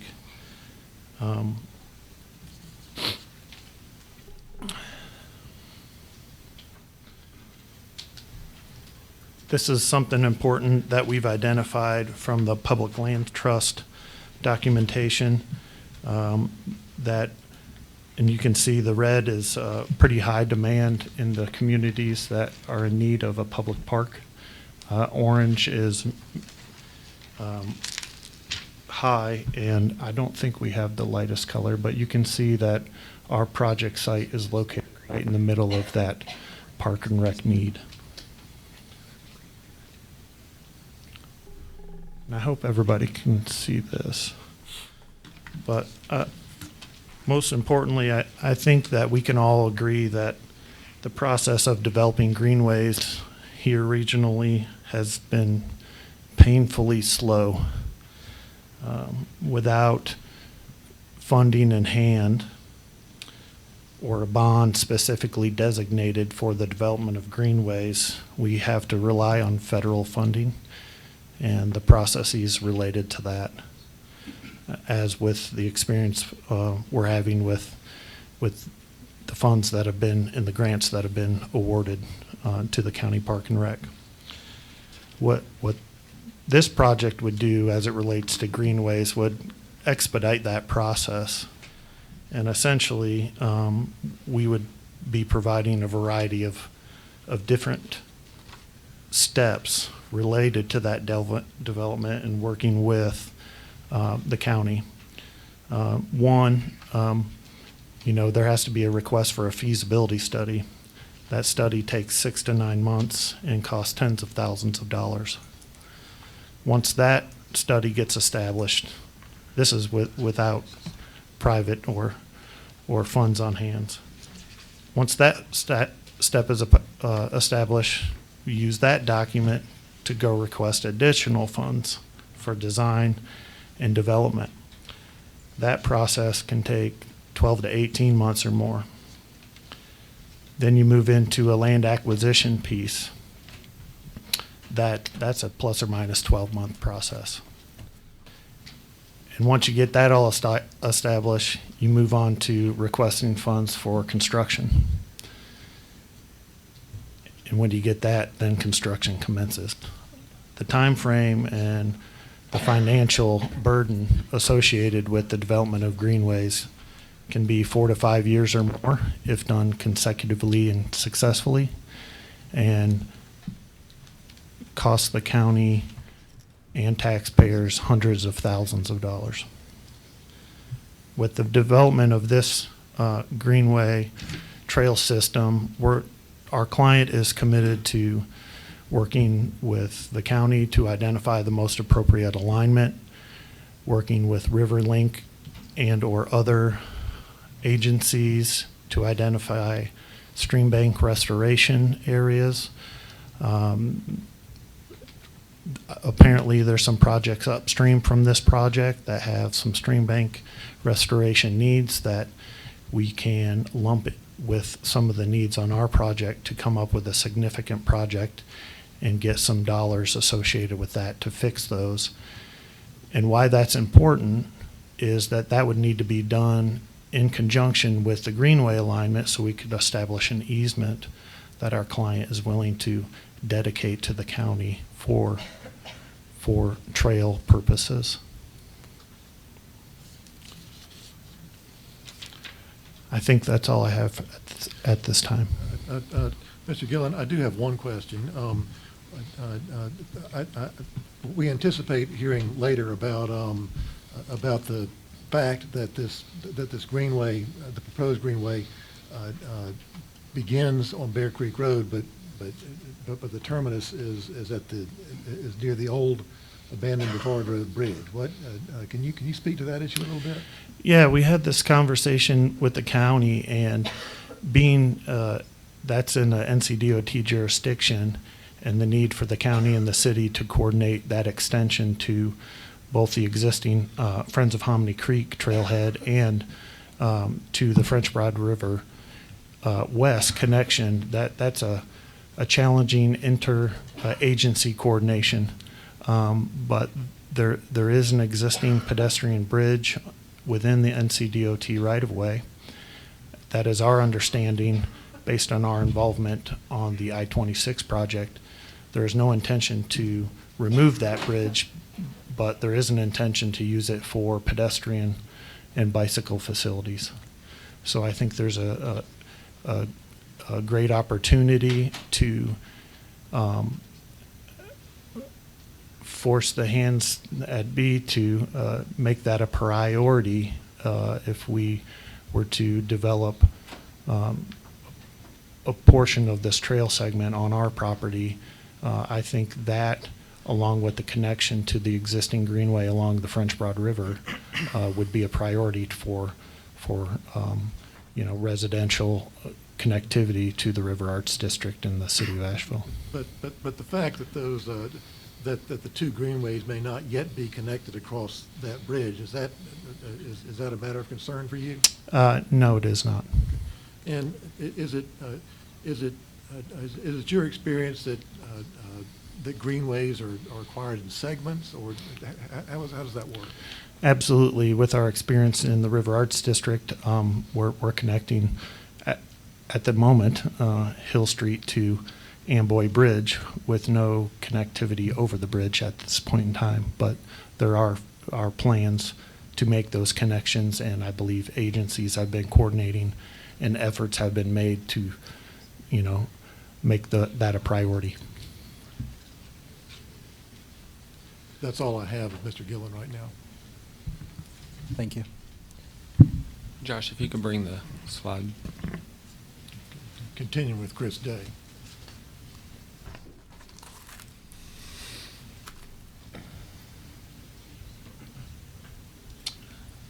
So I know there's many folks in the room who've had the opportunity to visit the site. For the public presentation, we wanted to show off some of this this area, the natural beauty there. The area that you see in these photos is this flood hazard area that's been discussed. It's along Hominy Creek, and it's where the public the opportunities for public use and the trail system to occur. So this was, as I made reference earlier, whereas previous developers had looked at focusing high-end homes on this end to take advantage of this, it's really one of the gems of the site. This development turned that around backwards to make this the public area of the site. So this plan, it's kind of hard to see on the screen, but it's highlighting a couple of different things. One, in blue, it highlights potential locations of stormwater control measures. As I made reference earlier, this is a conceptual plan, so we identify at a high level where the existing drainage features are, the draws are, where we're proposing to put development, and identify appropriate locations where those stormwater control measures could go. Very often in Asheville, those occur underneath parking areas, and I would anticipate that this project would also supplement its stormwater management with subsurface. But really, it's too early to tell. There's a detailed process we have to go through with Buncombe County and their stormwater department to once we get into actual construction level drawings to detail that stuff out. I think on the plans we had made reference. I think they had called one of them out as a potential pond, a wet pond. It could be a wet pond. It could be a rain garden, bioretention area. It could be a constructed stormwater wetland.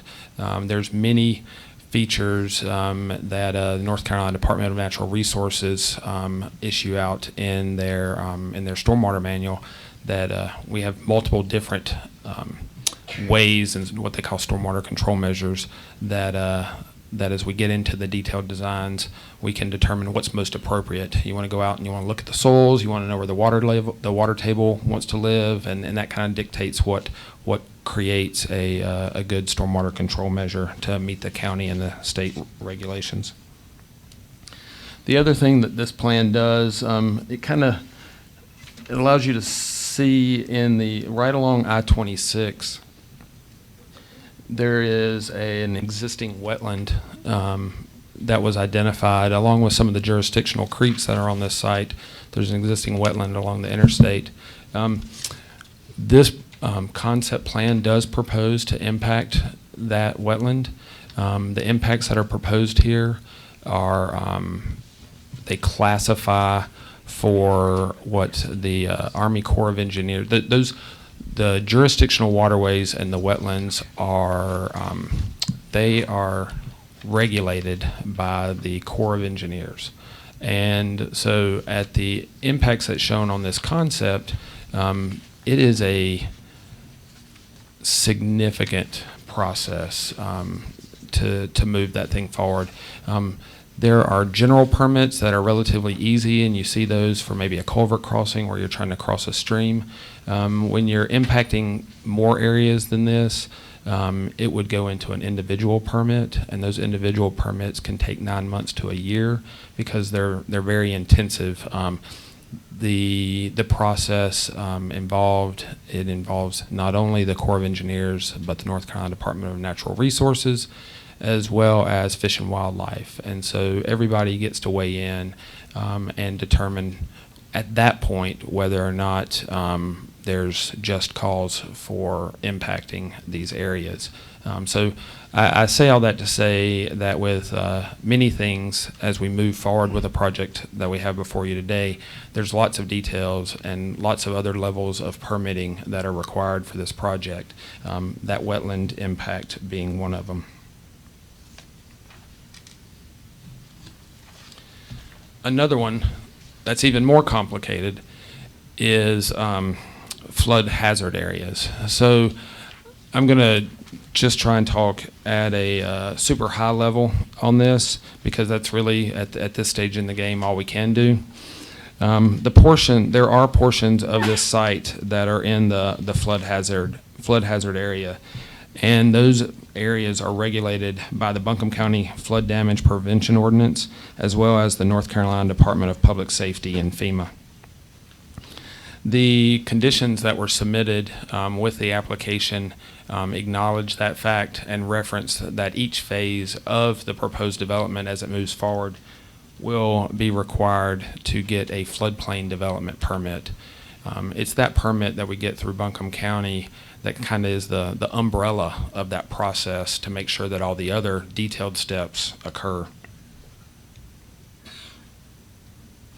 So we have, in this exhibit, not only do we have flood plain, or sometimes called flood fringe, we also have floodway on our site. And this exhibit from the FEMA and the North Carolina Department of Public Safety documentation kind of tries to outline what that floodway is. And I'll try to make it simple, but big picture, what this exhibit is showing is the fact that the floodway is the protected area that consists of the channel as well as the flood fringe adjacent to the channel, that if you filled all of the rest of the floodplain, that area would not rise more than have a surcharge of more than 1 foot. Some areas it could be less, but FEMA and the entities that have designated that 1 foot barrier as a condition to look at. To determine that surcharge and that rise, it involves super detailed hydraulic analysis. The state of North Carolina Department of Public Safety outlines the processes for that. This project, because I have some projects that I work on in Buncombe County where we may be putting a little bit of fill in a floodplain, and while we have to go through a flood development permit to acknowledge that, we don't have to do detailed studies.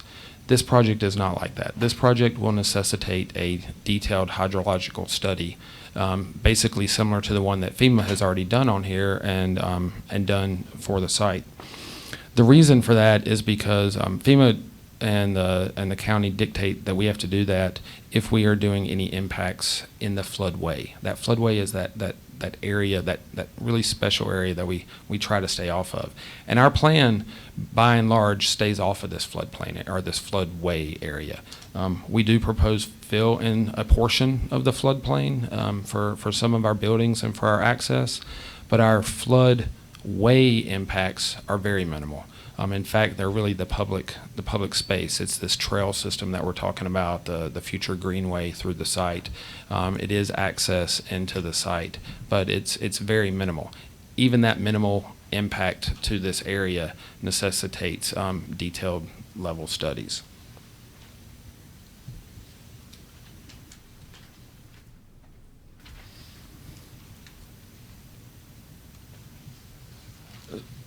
So once again, as I made reference there, the way that the detailed studies that are the published flood insurance maps, the way they're based off of a theoretical allowance of a 1 foot surcharge or a 1 foot rise in the base flood elevation. That being said, when we do work in that floodway, we are required to actually provide a no-rise certification. So those hydraulic models, as we make references, as we make improvements such as the Greenway Trail area, those have to be factored in with the flood or with the fill that's being proposed in the floodplain.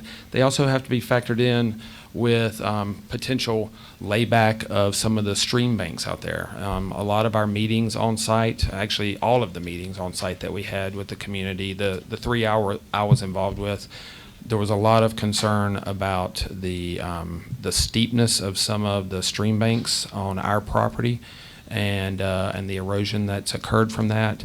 And even the simple idea of laying that slope back to improve that situation necessitates this detailed study. So there's a lot of variables at play in that study, and that's why it's done when we know what all those variables are. We know what they are in the detailed level plans.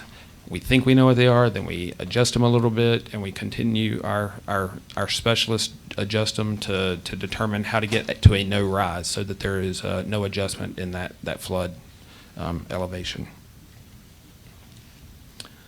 As I made reference, this is kind of a snapshot to know the current flood study that's occurred out there by FEMA. This identifies on the left side, the map shows the areas in blue are the areas that I refer to as flood fringe or floodplain, where we are proposing fill. The areas that kind of have the yellow and blue hatch is the floodway area, which follows along that channel. In addition, the FEMA shows cross sections through there. On our site, there's 5 published cross sections. And then the chart to the right identifies that surcharge that has been calculated out. If all of the floodplain on both sides of the creek was filled in, it shows that there would be a rise in this site of from a half. If all of it was filled in and there were no other mitigation items done, it would show that it could rise a half to 1 foot along our almost mile stretch of Hominy Creek. Can I just ask you as a logistical matter, Mr. Ost, is this something you're intending to introduce in the evidence? At this point, I just wanted to find out what we're going towards. Well, we're anticipating that there's going to be some testimony from witnesses for the opponents to the project about flood, the potential for flooding on the property, and we want to. I can wait and address that with Mr. Day after that evidence comes in, but we're anticipating it to a certain extent now. And after Mr. Day's done, I will have one more brief witness. That's our appraiser, and that's it. And that's fine. I'm not going to tell you how to do your presentation. I do want to avoid duplicative testimony. So if you anticipate that we're going to hear the exact same thing after his witness testifies, just kind of keep that in mind, that I'm not going to be eager to hear the exact same testimony countering something we just heard. So just keep that in mind going forward. I'm fine hearing it now. I think it makes sense. I think Mr. Day's about to wrap up anyhow. Yeah, I am about done. What my goal of that and my knowledge of this is the experience in working in Asheville and Buncombe County and other areas of flood hazard, and the necessary detailed studies that accompanied the detailed construction plans. So I was really trying to kind of give I was acknowledging the fact that we're aware of it with this project. We recognize that it's a sensitive issue to the community, and it's something that we're aware of, like with many other aspects of this project. As we move down the road, as we move towards detailed level drawings, those things have to be reviewed and approved by the appropriate authorities. So finally, I just wanted to kind of outline one other thing to bring AJ back up. He wanted to wrap up some of the conversations we've been having recently with public input. He made reference to the community meetings, and I'll say that I have been, as I stated earlier, I've been in front of this board many times with many different projects, and I've never had a project in the county that volunteered to reach out to the community and have a meeting. And so that one has stood out. Besides this project, having a lot of different aspects of it, that it stands out in my mind. That is one key aspect that I wanted to point out. And I'll turn it over to AJ. Thank you, Chris, and I'll try to make this brief. Appreciate everybody's stamina here. Just wanted to highlight some of our responses to recent public feedback. Obviously, the open dialogue with Buncombe County, the City Greenway Authorities, DOT, Greenway, and different community groups for the past 11 months. Our 2 voluntary community meetings, which, again, were voluntary, extremely helpful, and utilize typical announcement methods for Buncombe County projects. Some additional community outreach in response to recent public feedback. Some commitments that we've made and various enhancements along the way, both contained in Josh's, or I should say the conditions that we've developed, in concert with Buncombe County's feedback. The elimination of all short-term vacation rental units, the new traffic signals and pedestrian safety improvements, that we will, in fact, construct the public greenway, which we've talked through together, that we will continue to coordinate with the Friends of Hominy Creek, Riverlink, and similar local greenway stewards to seek grant funding for stream bank restoration. The fact that we have scaled back our project and massaged it over the past 11 months to now keep 42% of the project, 68 acres, undisturbed. Some additional changes recently as it relates to view shed and buffering, which we heard a little bit about at the last hearing. Our structures from pretty early on in our design process were strategically placed behind multiple rows of natural tree canopies. Just in the last few weeks, we made a decision internally to add, we basically had the property staked where the closest building corners were to the future greenway and the Hominy Creek. And we identified buildings 2, 3, 4, and 5, which are the buildings on the northernmost side, kind of when you're heading around the corner, if you're walking around to the right. We decided to add Class A buffers to those buildings, basically between the buildings and the trailhead parking and the greenway, and obviously on the other side of the creek to the neighbors to provide additional buffering, which, from my understanding, no buffer. The Buncombe County does not have any buffering requirements, so we took the city of Asheville's buffer requirements and copied those 20-foot wide buffers, 4-foot evergreen tree, or 4 evergreen trees, 3 large trees, 3 large deciduous trees, 3 small deciduous trees, 10 large shrubs, which 50% of must be kept evergreen, and 10 small shrubs, 50% of which must be evergreen, and that stands for every 100 feet along that entire stretch from building 2 through building 5. So while there will be mature trees that will remain, we still thought that it would be helpful to add this additional layer of buffering. Some low impact construction practices. The project from the onset has been master planned to implement low impact development techniques that encourage infiltration of stormwater runoff to restore groundwater and minimize runoff. The project obviously will be required to meet all Buncombe County stormwater control and treatment requirements. It's, again, the next phase. Stormwater runoff will be captured and treated using best management practices rain gardens, and constructed stormwater facilities that meet Buncombe County and the National Pollutant Discharge Elimination System standards. We heard some concern about potential glare at the last hearing, and we have agreed to have performed site photometric studies to ensure minimal bleed of light onto adjoining properties. With the help of these light shields, we can ensure warmer light stays on the property. Again, a recent sort of internal rack in our brains on how we can continue to work as a team with the community and with all the stakeholders here that are in the room and interested. We have decided, and this is, we're open to some input here to a certain extent, to establish a community action committee comprised of representatives from various community groups. For example, those community members could include folks from the Melbourne Hills neighborhood, the Friends of Hominy Creek Greenway, potentially Riverlink, the Crossroads Church, and any others that have shown an interest in staying in touch with the project. And the goal would be to coordinate and work on and stay abreast of the many public features of the project. We've talked about the trailhead parking, we've talked about the off-site traffic improvements, potential for stream bank restoration, the greenway. There are a lot of additional opportunities for public amenities in that very wide floodplain and floodway that we have, which I envision, we're excited to provide an easement for the greenway, but we have another 80, 100, 120 feet on the side of that greenway that we feel like will be a really great opportunity to continue to have for community and public space.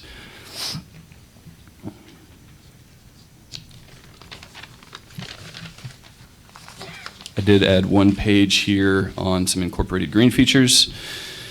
As is pretty typical, but I think to a larger extent here, we're committed to being an excellent steward of the environment, as well as providing as many outdoor recreational opportunities as possible. These features can include pedestrian and bicycle-friendly pathways, which are planned throughout our site, natural hiking trails, obviously the mile of greenway, the 42% of the site left undisturbed,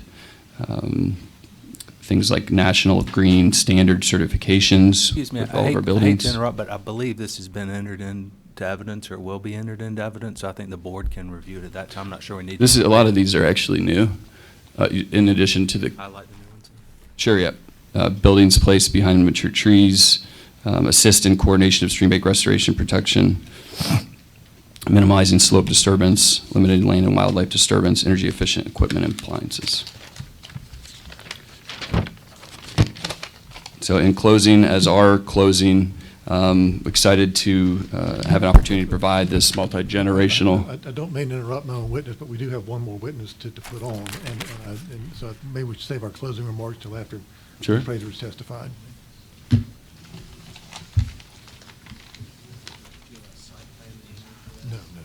it's just an appraiser. To Keith's point, Mr. Ost, if you do intend to submit this into evidence, we can read this. We're fine with that. I don't know what your preference is, but we can. And we'll take that into consideration as we move along. Okay. At this time, I'd like to call Gordon Pellegrini. I'm sorry? Gordon Pellegrini. All right, before we call another witness, let's go ahead and take a 10-minute. One second, Mr. Chairman. I don't know if Mr. Day is planning to leave or not. I'm just being hyper-technical here, but I just want to make sure that that you've allowed Mr. Day as an expert. You said he was so tendered. You didn't say he was accepted. He is so accepted. Thank you. And the best of my understanding is he may not leave yet, and Mr. Knorr has not had a chance to cross-examine him, so I'm expecting everyone to stick around. He's here for the duration. I think we all are at this rate. If we don't mind taking a 10-minute recess. Thank you.